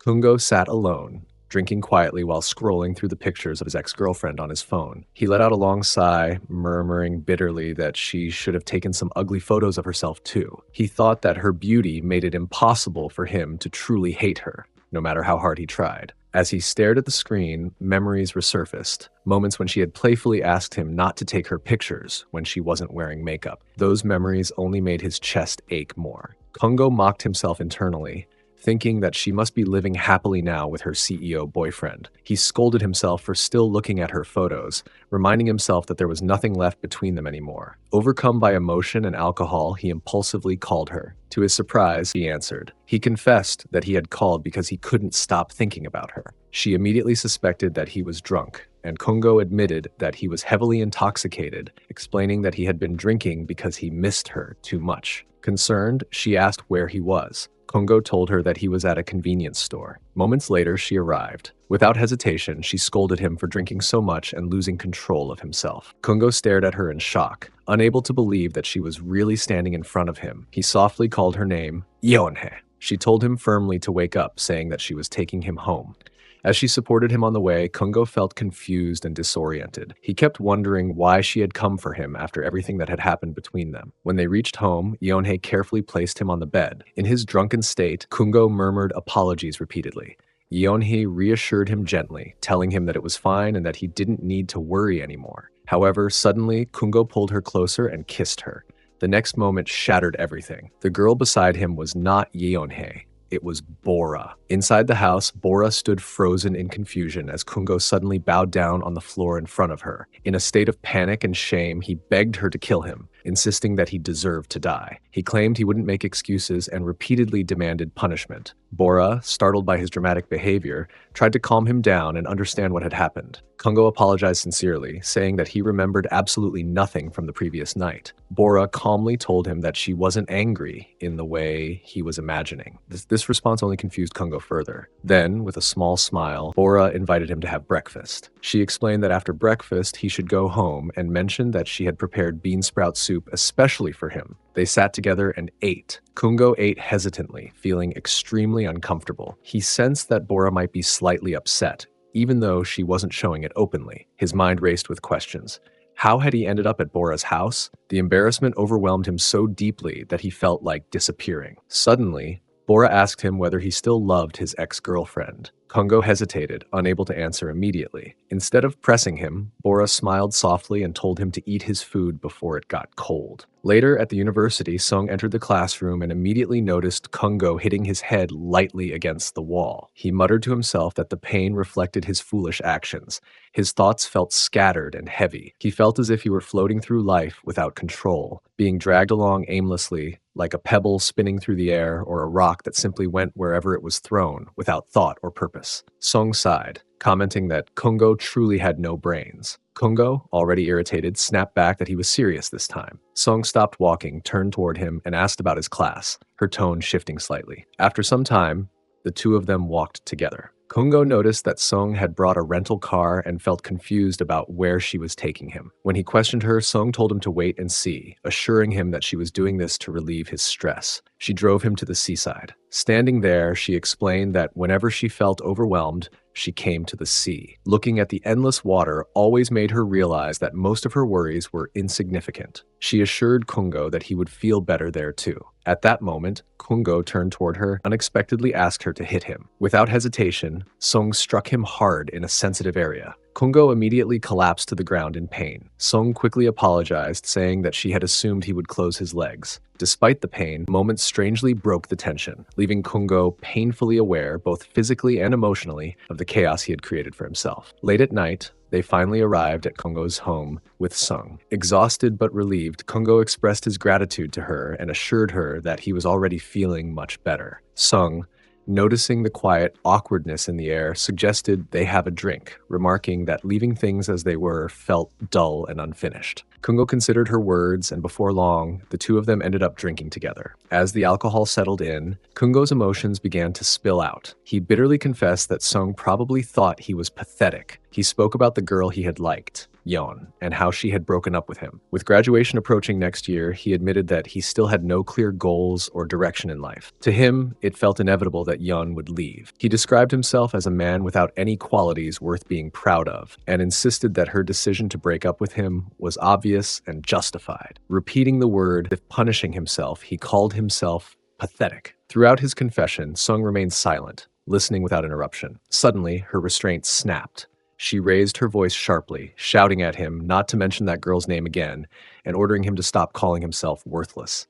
Her sudden aggression caught Kungo off guard. He asked her almost sincerely what she believed he was actually good at. Sung paused, thinking hard. After a moment, she awkwardly blurted out that his physical endowment was impressive. Immediately realizing she had nothing else to add, she faltered, then quickly said that it did not matter whether he had obvious strengths or not. She was certain that someone would eventually recognize his worth. Unsatisfied, Kungo stepped closer and quietly asked what he truly did right. Without warning, Sung grabbed his face, startling him. He explained that he was only asking out of curiosity. Nervously, he shifted the topic and asked whether he had done well during their cardio training sessions. He wanted to know if he had performed correctly. Sung slapped him and scolded him, asking what kind of idiot would ask such a question. Trying again, Kungo brought up the time they played basketball, comparing it to the same kind of closeness, and asked if he had made her uncomfortable. This time Sung answered more calmly, admitting that it had actually been good. Kungo wondered silently whether she truly felt that way. Seeing the seriousness in his expression, Sung grew curious herself. Hesitantly, she confessed that it had been the first time anyone had ever touched her in those places. She admitted that the experience had been incredible, stimulating, exciting, and unlike anything she had felt before. She explained that it was something she could not experience on her own, and that in the moment, they had both been enjoying it. Then, Sung turned the question back on him and asked how it had felt for him. Kungo only smiled and said that he had no intention of telling her. His refusal irritated her instantly. She grabbed him by the collar and demanded that he tell her right away. Eventually, Kungo gave in and shared his experience honestly. After that intense exchange, the two of them ended up continuing their workout session together as if nothing unusual had happened. Meanwhile, Gayong entered the classroom the next day and noticed that Kungo was absent. Before she could think much about it, a few girls called out to her. Gayong greeted them warmly, mentioning that it had been a long time since she had last seen them. One of the girls seemed surprised to see her, assuming that Gayong had already completed her homework. Gayong replied that she had actually come to meet Kungo and asked about his whereabouts. The girl answered that she did not think Kungo would be coming that day. Although surprised, Gayong simply smiled and thanked her. After Gayong left, the two girls began whispering among themselves, wondering if she might like Kungo. However, they quickly dismissed the idea, reasoning that someone as popular as Gayong would never go after someone like him. The girl with glasses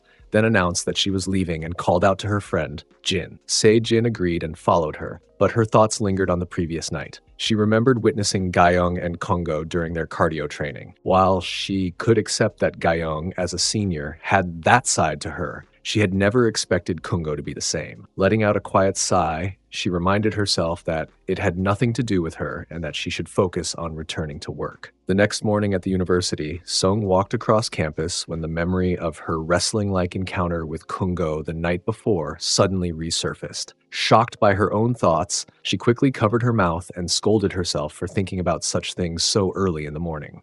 Just then, her professor called out to her. She greeted him politely, and he asked her to fetch some clay from the storage room, explaining that he was short-handed at the moment. Sung asked how much was needed, and the professor replied that 2 packs would be enough. Sung had been warned that the boxes in the storage room would be heavy and that she might need an extra pair of hands. However, she responded with a confident smile, insisting that she was stronger than she looked and fully capable of handling the task on her own. With that assurance, she made her way toward the storage room. Once inside, Sung positioned a stool beneath her feet and carefully climbed up to reach the boxes stacked above. As she began lifting them, she muttered that they were much heavier than she had anticipated. At that moment, her foot slipped on the stool, and she nearly lost her balance.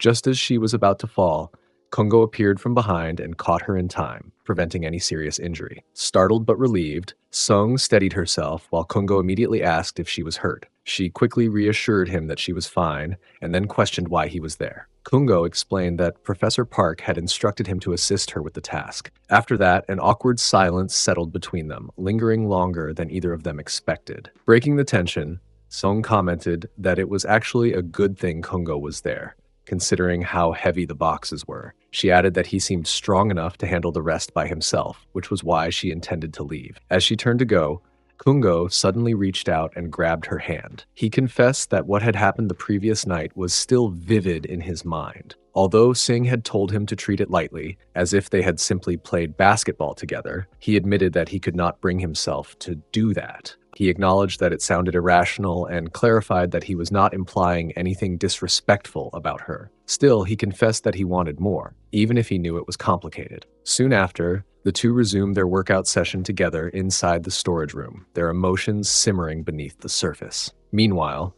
Doyeon approached Professor Park to ask for extra keys. The professor informed her that the storage room was currently unlocked, as he had sent some juniors to retrieve clay. Curious, Doyeon entered the storage room and was shocked to see Kungo and Sung engaged in what appeared to be a wrestling match. Hearing a noise, Kungo stepped outside and came face to face with Miss Doyeon Cha. He looked visibly confused. Shortly afterward, Sung also emerged, casually explaining that the easel must have fallen on its own and that no one else was inside. She then announced that she was leaving. Kungo volunteered to take the clay back to the classroom. During the lecture, Professor Cha informed the class that next time they would be using the artwork they had submitted as reference material for sculpting. The students were free to use any tools, materials, or techniques they preferred. As Kungo listened, he found himself worrying that Professor Cha might have seen them during their cardio training earlier. Professor Cha suddenly called Kungo's name and complimented him on the quality of the artwork he had submitted. Kungo thanked her respectfully. Shortly after, a girl wearing glasses invited Professor Cha to join the MT the following day, and the professor agreed. Kungo appeared confused upon hearing that the MT was scheduled for tomorrow. Pyeongsin, sounding irritated, commented that there seemed to be no interest or appreciation for the effort that had gone into planning the event. The girl with glasses called out to him, and upon hearing her voice, Pyeongsin immediately softened, smiling as he asked why she had called him by name. She explained that she was collecting the MT fee and pointed out that Pyeongsin was the only one who had not paid yet. Pyeongsin asked if she was certain, and she confirmed it by mentioning Kungo's name, stating that he had already paid. With that clarification, it became clear that Pyeongsin was the last remaining person who still owed the fee. The next day, everyone gradually settled into their seats on the bus, the air filled with low chatter and lingering sleepiness. As Sung moved toward Kungo, intending to sit beside him, Gayong suddenly called out to her from behind. With an easy confidence, Gayong explained that she wanted the seat next to Kungo instead, mentioning casually that she preferred sitting on the aisle. Before Sung could fully respond, Gayong stepped forward with a warm smile, thanked her politely, and took the seat beside Kungo. Sung attempted to object, but it was already too late. Gayong had made herself comfortable. Internally, Kungo felt conflicted. He had hoped to sit next to Sung, but he kept his thoughts to himself. Gayong, seemingly cheerful and energetic, soon suggested taking a picture together. Kungo, however, refused without much explanation, his tone calm but firm. Just then, Pyeongsin grabbed the microphone at the front of the bus and made an enthusiastic announcement. He declared that everyone had been working tirelessly, completing one assignment after another, and proclaimed that this trip was meant for bonding. With exaggerated excitement, he shouted that they should drink until there were no survivors, drawing laughter and groans from the group. Almost immediately, Hyeon approached him, demanding a participation fee, adding to the chaotic humor of the moment.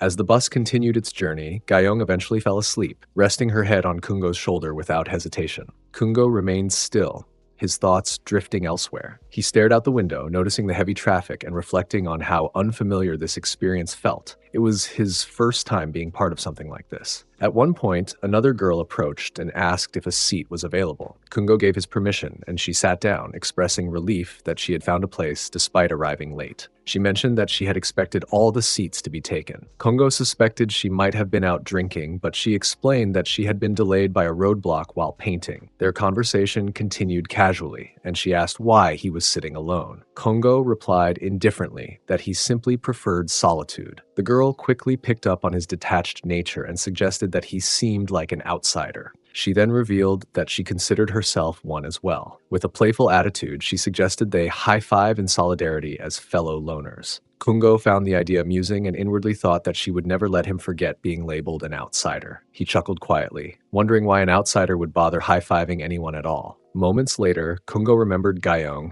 and turned his attention back to her, noticing that she was still asleep. Suddenly, he stirred and woke up, immediately asking if they still had a long way to go. Kungo hesitated before responding. Gayong then admitted that she had never enjoyed MT trips, finding them boring, and questioned why she had even decided to come this time. Kungo smiled faintly and asked if he was allowed 3 guesses. Gayong responded with a knowing smile, hinting that she had something fun in mind. In a sudden, bold move, she slightly opened the zipper of her shirt, revealing the balloons she had hidden. With a mischievous expression, she asked Kungo to touch them, claiming that it would feel really good if he did. Kungo hesitated for a brief moment before finally stopping and casually suggesting that they all try to have some fun together. Time passed quietly as the bus continued its journey, and soon the driver announced that they had arrived at their destination. The sudden announcement stirred everyone awake. Sung opened her eyes and immediately noticed Dayoung beside her, sitting stiffly with her face turned away in visible irritation. Dayoung's cold expression confused Sung,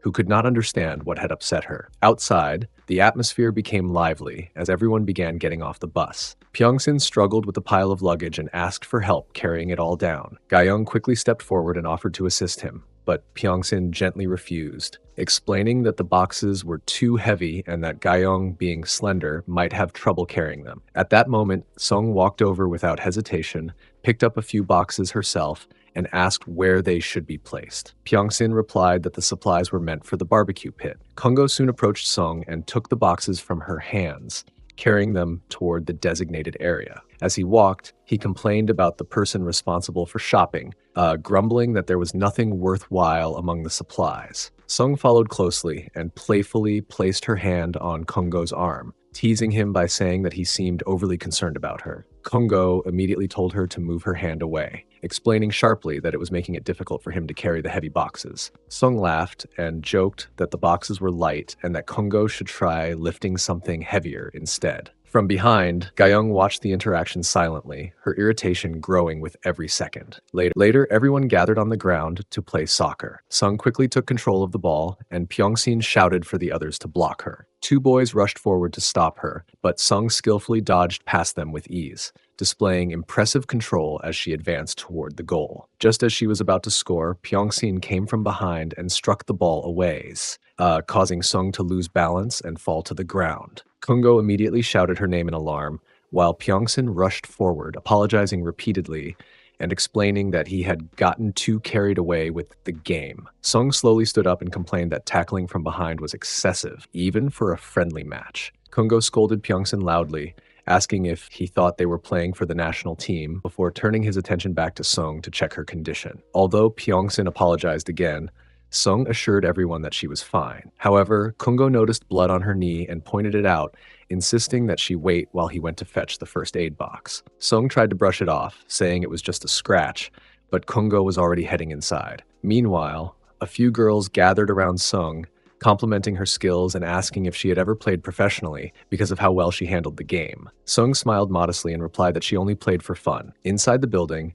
Kungo searched through the cabinets until he finally found the first aid box on an upper shelf. Just then, Gayung approached him from behind and suddenly hugged him, catching him off guard. Startled, Kungo asked what she was doing. Gayung told him that she wanted to do some cardio training with him. Kungo apologized and explained that he needed to check on Sung first. This response frustrated Gayung deeply, as she felt she had been ignored twice now. Soon after, a boy approached Gayung, attempting to strike up a conversation. She dismissed him, saying they could talk later since it was almost lunchtime. However, the boy suddenly grabbed her arm and shouted insults at her, shocking her completely. Outside, Kungo returned to Sung and gently held her face so he could examine the wound, causing her to flinch and step back. He told her firmly that they needed to clean it properly and asked why she was behaving so strangely. Instead of answering, Sung turned away and avoided his gaze. Kungo called out to her again, but she continued to ignore him. He assumed she was angry with him, unaware that Sung was actually feeling flustered and excited by his touch rather than upset. Back inside, Gayung stood pressed against the wall as the boy blocked her path. He accused her of giving him the cold shoulder and complained that she had been ignoring his messages and calls. He wondered aloud if he had done something to offend her. Gayung replied coldly that it was not like that,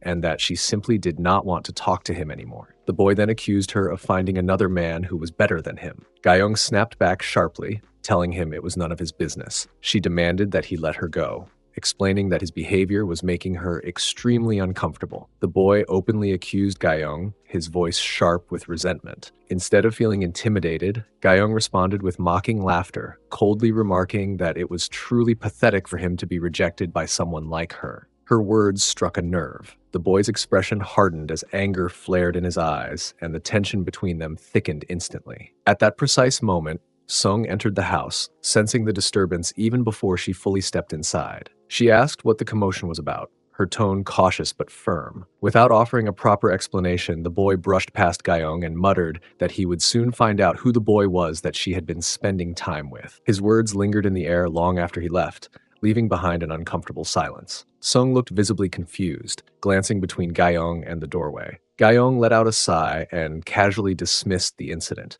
explaining that the boy's name was Nam Wook and that he had always been a troublesome presence. With an awkward smile, she added that he had recently confessed his so-called love to her, but she had rejected him outright, which clearly wounded his pride and led to the outburst. Sung hesitated before asking if Gyeong and Namwook were not already dating. Gyeong raised an eyebrow, surprised by the remark, and questioned why Sung would think that. Sung explained that the two of them gave off that kind of impression, which was why she had assumed so. Gyeong chuckled softly and pointed out that she had earlier seen Sung with Namwook during what looked like cardio training. This revelation left Sung genuinely confused, unsure of how such a misunderstanding had formed. Sensing Sung's reaction, Gyeong smiled knowingly and teased that Sung herself gave off that exact impression. Before Sung could respond, Gyeong turned away and said she would lock the door since Sung was about to change clothes. Sung thanked her quietly, and once Gyeong left the room, she remained silent, her thoughts tangled. Outside, the atmosphere was far livelier. Everyone was busy preparing barbecue, laughter and chatter filling the open space. Kungo, however, seemed distracted. He couldn't help thinking that Sung might still be angry over what he believed was just a silly prank. At the same time, he acknowledged that his behavior had been rude and unnecessary, and he silently admitted that he should not have treated her that way. It was clearly his mistake. Still, he found himself conflicted, thinking that Sung slapping his hand away as if it were dirty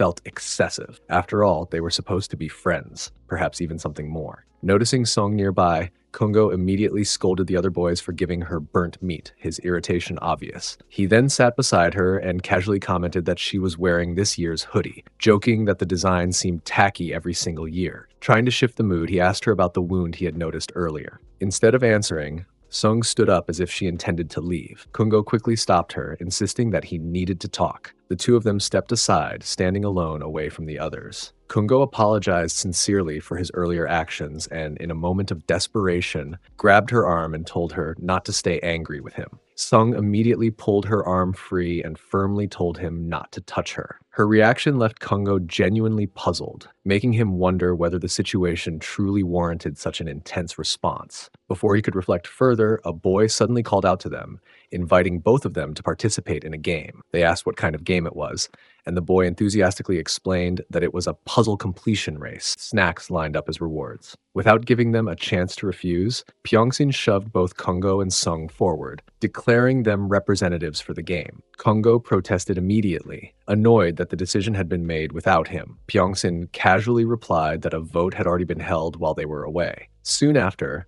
a girl wearing glasses stepped forward and announced that the rules were simple, signaling the beginning of the competition. The game began with puzzle pieces scattered across the ground and an empty easel standing at a distance. The objective was simple but strict. Only the person being carried was allowed to pick up the puzzle pieces and place them onto the easel. This rule instantly turned the task into a test of teamwork, balance, and endurance. Kungo ended up carrying Sung, a situation that immediately made her uneasy. Inwardly, Sung suspected that this pairing was not a coincidence. Every time she tried to avoid him, fate seemed to push them together in the most awkward ways. As the game started, Kungo dashed forward dramatically, shouting that Sung was incredibly heavy, but insisting that he would still do his best. His loud declaration drew attention, and Sung snapped back at him, telling him not to shout something so embarrassing in front of everyone. When they reached the puzzle pieces, Kungo stopped abruptly. Sung carefully leaned down, gathering the pieces one by one, trying to stay balanced as she collected all of them. Kungo urged her loudly to hurry and place them on the easel. As Sung fitted the pieces together and completed the puzzle,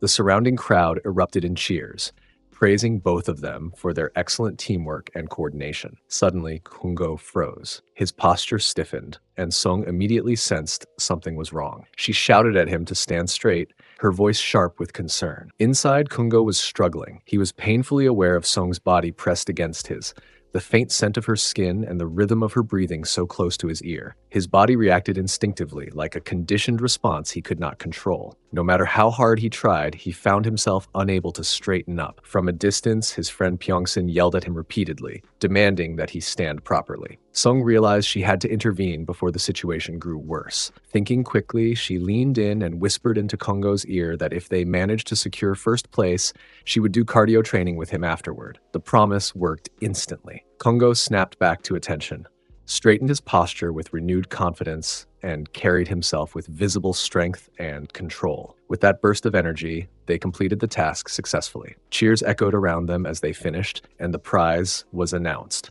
a bottle of high-quality whiskey, along with an assortment of snacks. As the noise died down, Sung quietly warned Kungo that he should leave the area as quickly as possible, hinting that his condition was far too obvious. Trying to avoid everyone's gaze, Kungo awkwardly lifted the easel and attempted to walk away with it. His strange behavior caught the attention of Pyeongsin and the others, making them curious. Kungo grew increasingly irritated, feeling exposed. Pyeongsin, however, understood immediately what was happening and smiled knowingly. Later, inside the room, Sung changed her clothes while lost in thought. She found herself smiling as she replayed the moment in her head, convinced that Kungo must have felt the same tension she did. Just then, Gayong entered and asked what Sung was laughing about. Startled, Sung brushed it off casually. Gayong insisted, saying she wanted to laugh too. Sung then noticed Gayong's choice of clothing and asked about it in surprise. Gayong dismissed her reaction, saying she had decided to wear it that day, and casually commented on how good the water heater was at the place. That evening, Kungo finally let out a long sigh of relief, feeling that everything had calmed down at last. He reflected on how close he had come to embarrassing himself in front of the entire class and shuddered at the thought. At that moment, his phone rang. It was Bora. When he answered, she asked how he was doing. He told her that he was attending the MT, and she replied that it sounded fun. Kungo hesitated before apologizing for what had happened between them earlier. Bora, however, reassured him gently, telling him there was no need for apologies and that everything was fine. Kungo was stunned when he heard the full story. Bora explained that he had already apologized to her that very night, which came as a complete shock to him. She told him that when he was heavily drunk, he had insisted on coming to her house. Bora added that he had been in no condition to think clearly. According to her, Kungo had been trying to call Yeonhee, but by mistake. He had dialed her number instead. Realizing the error, he had apologized repeatedly before eventually passing out. Hearing all of this only made Kungo feel even more embarrassed. The situation weighed heavily on him, and he silently swore to find a way to make up for his behavior. Bora reassured him by saying that he could attend an exhibition she was interested in as a way of making amends. Upon hearing this, Kungo shouted enthusiastically that he would buy the tickets himself. Bora agreed, and after a brief exchange, she hung up the call. Kungo let out a long sigh, reflecting on how kind Bora truly was. The realization made him feel ashamed of himself. He promised inwardly that he would never drink again.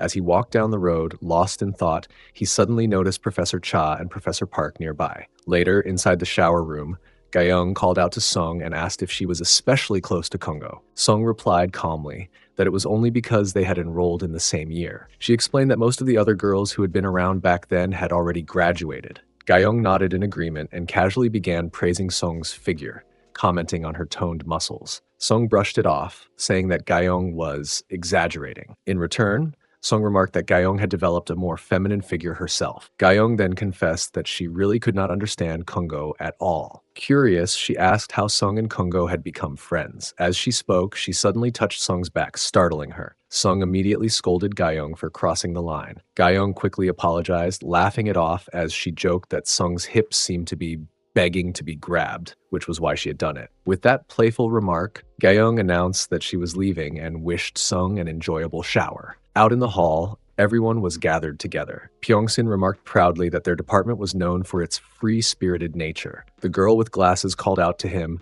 telling him to sit down and have a drink instead of talking. Pyeongsin chuckled and complied. He then offered a glass of wine to Gayong, who accepted it happily. Professor Cha finished her glass of wine and announced that she would be leaving. The students tried to persuade her to stay and drink more, but she declined, explaining that she had an upcoming exhibition and wanted them to enjoy themselves instead. Professor Park called out to her teasingly, hinting that he thought she might spend the night there with them. Professor Cha brushed off the comment and stated firmly that she would take a cab and head home. Kungo stepped forward and mentioned that the cab stand was quite far away, offering to walk Professor Cha there instead.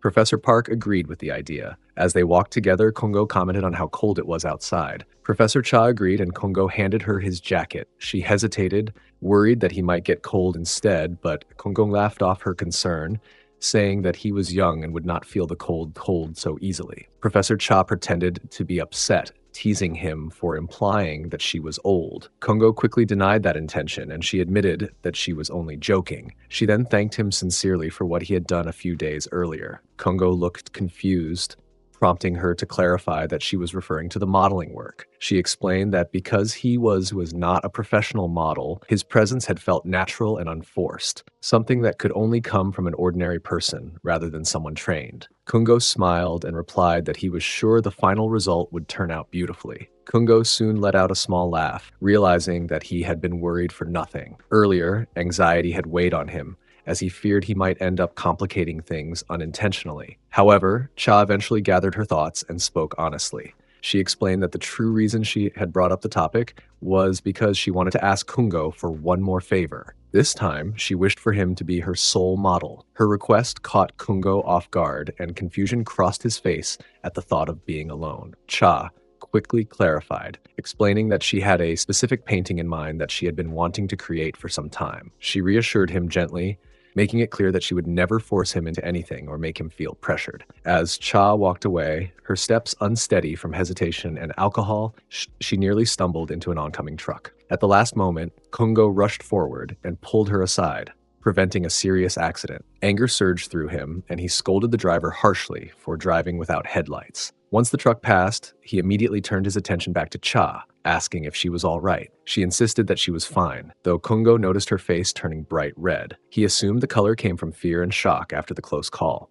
Feeling shy and flustered, Cha turned away and repeated that she was fine and could walk back on her own. Kungo called out for her to wait, but she continued on without looking back. For a brief moment, he hesitated, realizing she was still wearing his jacket and that he wanted it back. Still, he chose not to chase after her. When Kungo returned to the house, Pyeongsun called out to him cheerfully and invited him to join a game. Kungo agreed without much hesitation. As they gathered, he asked about Sung, and the girl with glasses replied that Sung had gone to her room because she felt extremely tired. Kungo assumed Sung was feeling unwell, likely because alcohol affected her more than the others. Once the game began, Kungo was the first to lose. The group erupted into laughter and shouted that he must drink a full glass of wine as punishment. Before he could respond, Gayoung suddenly snatched the glass and boldly declared that she would take his place as the Black Rose. She raised her voice with confidence and drank the wine herself. Kungo tried to stop her, knowing her limits, but it was already too late. The girl with glasses praised Gayoung dramatically, saying that since she was Kungo's Black Rose, she now had the right to make a wish. Gayoung only smiled mysteriously and said that her wish would remain a secret.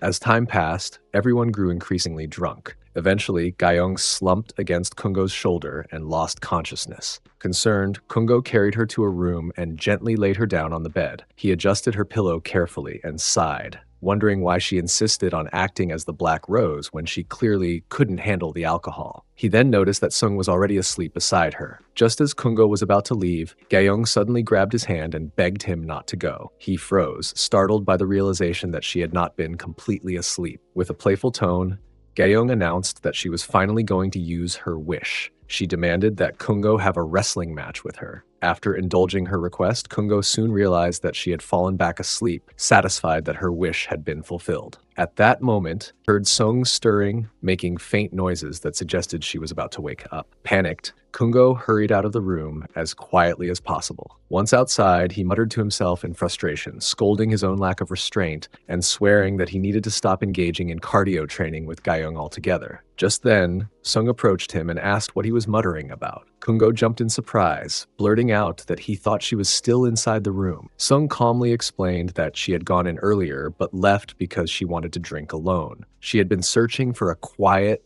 private place and found this spot suitable. She then offered Kungo a drink and he agreed. As he sat with her, Kungo briefly thought about the girl resting in Gayoung's room and convinced himself that it must have been someone else entirely. Sung commented casually on how refined the wine tasted, savoring it with the seriousness of a connoisseur. Her remark made Kungo laugh, teasing that she sounded more like an old man than a young woman. His giggling immediately irritated her, and she scolded him sharply, telling him to stop and mind his behavior. As she reached for the bottle to pour herself another glass, Kungo stepped forward and offered to help. However, she snapped her hand back almost instinctively, making it clear she did not want his assistance. The sudden rejection confused him. Throughout the day, Sung's mood had been noticeably tense, and Kungo finally asked why she seemed upset with him. At first, she hesitated, struggling to find the words, but eventually her frustration burst out. She admitted, in an outpouring of embarrassment, that she lost her composure whenever he touched her. The confession caught Kungo completely off guard.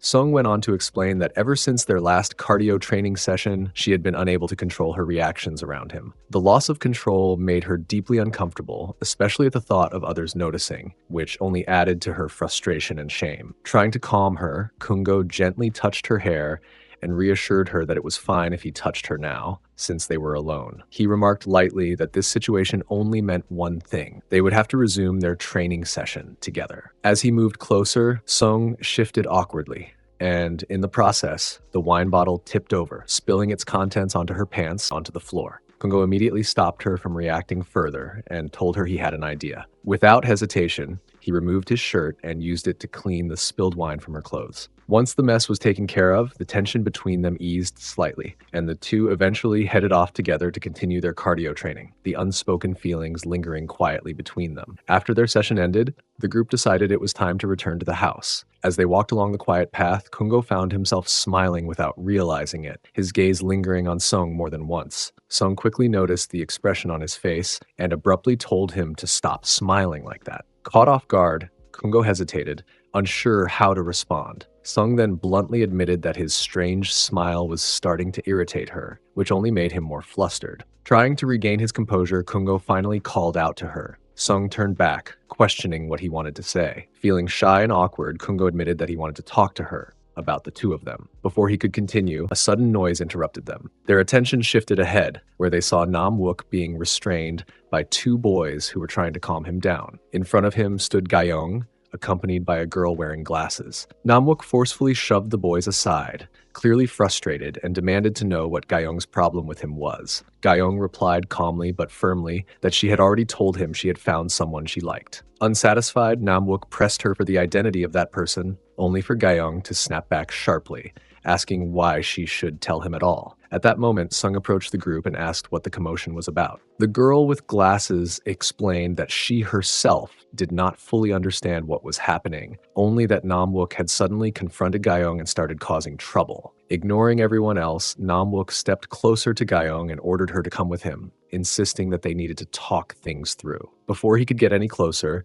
Kungo moved in front of Gayong, blocking Nam Wook's path and telling him to stop. Nam Wook shouted angrily, demanding that Kungo get out of his way. In a sudden move that stunned everyone, Gayong grabbed Kungo's arm and declared that he was the one she liked. Her words sent a shock through both Kungo and Sung, leaving them momentarily speechless. The declaration only fueled Nam Wook's rage. Furious, he lunged toward Kungo, raising his fist to punch him. Before the blow could land, Sung stepped forward and kicked Nam Wook hard in the gut, sending him stumbling backward and collapsing to the ground. Coldly, she told him that if he was done causing trouble, he should go to sleep and stop messing around. Nam Wook soon lost consciousness, and the others rushed toward him, trying to wake him up. Without another word, Sung turned away. Kungo called after her, asking where she was going. She replied curtly that she was going to bed. Behind them, Gayong insisted that she had meant what she said earlier and urged Kungo to seriously consider going out with her. As Sung walked away, Kungo suddenly chased after her, running until he was out of breath. He stopped her and quickly explained that Gayong had not meant her confession in the way it sounded. He insisted that she had no real feelings for him and had only said those words to calm the situation because Nam Wook was harassing her. Sung looked at him in confusion, wondering why he felt the need to explain all of this to her. Kungo admitted that he did not want Sung to misunderstand anything. Hearing this, Sung smiled faintly and told him there was nothing to misunderstand, since they were not dating or anything like that. Lightly, she wished him good luck with the pretty girl he seemed to have attracted and continued on her way. The next morning, as everyone prepared to head back, Kungo found himself replaying Sung's words from the previous night. He wondered if she might not be wrong after all. Just then, Pyeongsin approached him, his face covered with strange markings, and demanded water. As Kungo handed him a box, he asked what had happened. Pyeongsin explained that some boys had used permanent markers to draw all over his face while he was asleep. Changing the subject, Pyeongsin casually asked about Kungo's relationship with Gayong. Kungo immediately denied it, saying that she had spoken on her own without his involvement. At that moment, Gayong arrived, greeting both of them cheerfully, leaving Kungo once again caught between confusion and unresolved feelings. Pyeongsin returned her greeting with a casual nod. His expression relaxed despite the lingering fatigue from the previous night. Gayong studied his face closely, asking if he was feeling unwell, before turning her attention to Kungo. She handed him a cold can of soda, explaining lightly that it worked wonders for hangovers. Kungo accepted it with a small smile and expressed his gratitude, appreciating the gesture even though his thoughts were elsewhere. As he took a sip, Kungo's gaze drifted across the area and landed on Nam Wook. The boy stood slightly apart from the others, vaping while wearing an irritated, almost troubled expression. Something about his stiff posture and distant stare felt odd, and Kungo found himself wondering what could have put him in such a foul mood. Before he could dwell on it any longer, an announcement echoed through the area, instructing everyone to board the bus as they were about to depart. As Kungo made his way forward, his mind replayed fragments of the previous night. He couldn't help but think that he had genuinely enjoyed his time with Sung. But Gyeong's presence had complicated everything and disrupted what could have been simple, pleasant memory. Just as he stepped onto the bus, Gyeong called out to him and gestured for him to sit beside her. Kungo hesitated and glanced towards Sung, hoping for some reaction, but she deliberately avoided his eyes, pretending not to notice him at all. With a quiet sigh, he chose the safer option and sat beside Pyeongsin instead, muttering that he didn't have the energy to deal with unnecessary drama at the moment. Pyeongsin, busy wiping his face, complained almost immediately and told Kungo to take the empty seat next to Gyeong instead, insisting that he had no interest in sitting with him. Their brief exchange quickly turned into a petty argument, drawing a few annoyed looks from nearby passengers before both of them finally fell silent. The next day at the university, Kungo walked through the campus corridors while scrolling through his phone, so lost in thought that he barely noticed where he was going. He typed a message to Sung, saying that he wanted to talk to her and clear things up. Before he could send another message, Gyeong's call interrupted him. He answered reluctantly, and she cheerfully invited him to have lunch together. Kungo declined, explaining that he had something important to take care of. As he spoke, he suddenly noticed Gyeong walking ahead of him, completely unaware that he was right behind her. Startled, he quickly stepped aside and hid, lowering his voice as he continued the call. Gyeong insisted that it wouldn't take long and said she could wait for him. Thinking fast, Kungo claimed that he had a meeting with his professor and had no idea when it would end. After a brief pause, Gyeong agreed to meet him the next day instead. Kungo apologized once more and ended the call, wiping the sweat from his forehead. His heart pounded as he realized how close he had been to getting caught. As he stood there trying to calm himself, Sejin approached and questioned why he was lingering around that area. Kungo hesitated before replying that it was their department's workspace and that he had already finished his assignments. Trying to change the subject, Kungo asked if Sejin had something she wanted to say. She looked at him for a moment before stating that she had seen him. Confused, Kungo asked what she meant. Sejin explained that she had seen him doing cardio training with Gyeong. Her words left him momentarily speechless. Nearby, Sejin and another girl continued working in the room when the girl suddenly complained that she was extremely hungry and couldn't focus anymore. She suggested going out to eat daeokbokki and asked Sejin if she wanted to join. Sejin remained quiet, her thoughts drifting back to that night. Every time she entered this room, memories of Gyeong and Kungo resurfaced, distracting her so much that concentrating became nearly impossible. The girl noticed her silence and teased that Sejin seemed zoned out, asking if she wasn't in the mood to eat. After a brief hesitation, Sejin agreed to go. At that moment, the girl received a call from her boyfriend. As Sejin gathered her things, she reflected that she hadn't accomplished much work anyway and might as well take a break. Ending the call, the girl shared the news that her boyfriend had asked her out to dinner instead. Sejin smiled softly and reassured her that it was fine, hiding her own complicated emotions behind a calm and understanding expression. The girl said her goodbyes and quietly left the room. Once she was gone, Sejin remained behind, momentarily distracted by her thoughts. She found herself thinking that dating must be a pleasant thing, something warm and uncomplicated. Just as she was about to return to her work, she heard Kungo whispering softly into his phone. That moment stayed with her, lingering in her memory as a past event she could not forget. Now, back in the present, Kungo stood frozen after hearing Sejin mention it. He let out an awkward laugh, trying to brush it off as if it meant nothing. Inwardly, however, panic spread through him. He realized that Sejin must have seen them that night, the very night she sensed that something was wrong. Only now did he truly understand what that uneasy feeling had been about. Still, a doubtful thought crossed his mind. Perhaps she was only bluffing. Trying to regain control of the situation, Kungo asked whether Sejin had any proof. His question made Sejin hesitate. Taking advantage of that pause, Kungo's tone turned serious as he warned her that it was wrong to accuse someone without evidence. Just then, Sejin calmly pulled out her phone and showed it to him, stating that she did, in fact, have proof. She explained that she had taken a picture as evidence. The color drained from Kungo's face. Panic fully set in, and he immediately apologized, his voice tense and hurried. He begged her to delete the picture, growing increasingly desperate. His anxiety, he suddenly grabbed Sejin's arms and pleaded with her, saying that he did not care if his own reputation was ruined, but he could not allow Ga-young's reputation to be destroyed. He begged her earnestly, his emotions spilling over. Sejin was both shocked and embarrassed by his reaction. Realizing what he had done, Kungo quickly released her and stepped back. He apologized again, this time clearly aware that he had crossed a line. After a moment of silence, Sejin finally set a condition. She said she would delete the photo if Kungo bought her chicken to eat. Left with no other choice, Kungo agreed. Meanwhile, in another restaurant, Sung sat quietly, lost in her thoughts.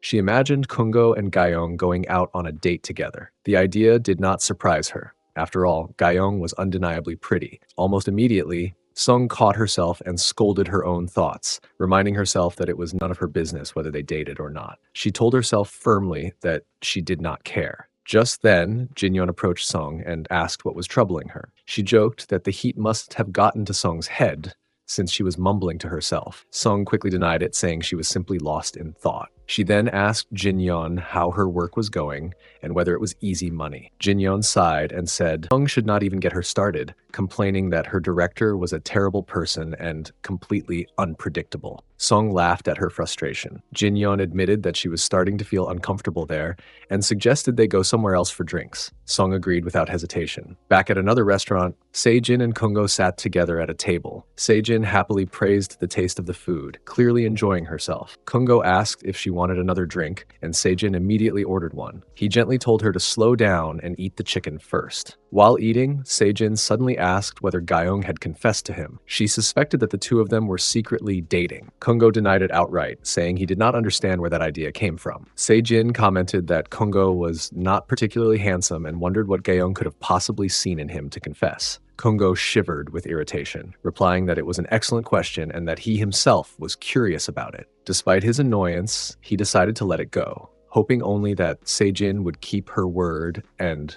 delete the photo. Sejin agreed. She then remarked that Kungo must be a really good person. Kungo brushed it off, saying it was just fun times with friends, and mentioned how hot the weather was that day. He soon suggested they leave, noticing that Sejin was getting quite drunk. Sejin laughed it off, insisting she was fine. However, moments later, she suddenly passed out with her head resting on the table, causing Kungo to sigh deeply. Later, at Sejin's home, Kungo carried her on his back, breathing heavily as his back ached from the effort. Her building had 7 stories, and the climb exhausted him. As he adjusted her, he noticed her phone in her pocket and instinctively reached for it, intending to delete the picture. At that moment, Sejin suddenly stirred and sat up, startling him. Flustered, Kungo hurriedly explained that he was only trying to adjust her shirt and had no intention of touching her phone. Instead of calming down, Sejin suddenly suggested they have a wrestling match. Kungo was taken aback at first, then burst into laughter, which only made Sejin more curious. He began rambling nonsense, then abruptly slapped himself, trying to pull himself together. Turning away, he told Sejin firmly to go to sleep, reminding her that she was drunk. He warned her not to say things she did not truly mean, especially in that state. Sejin stopped him before he could walk away. Gathering her courage, she admitted that she had lied about the picture and offered a sincere apology. Her words came out rushed, but earnest,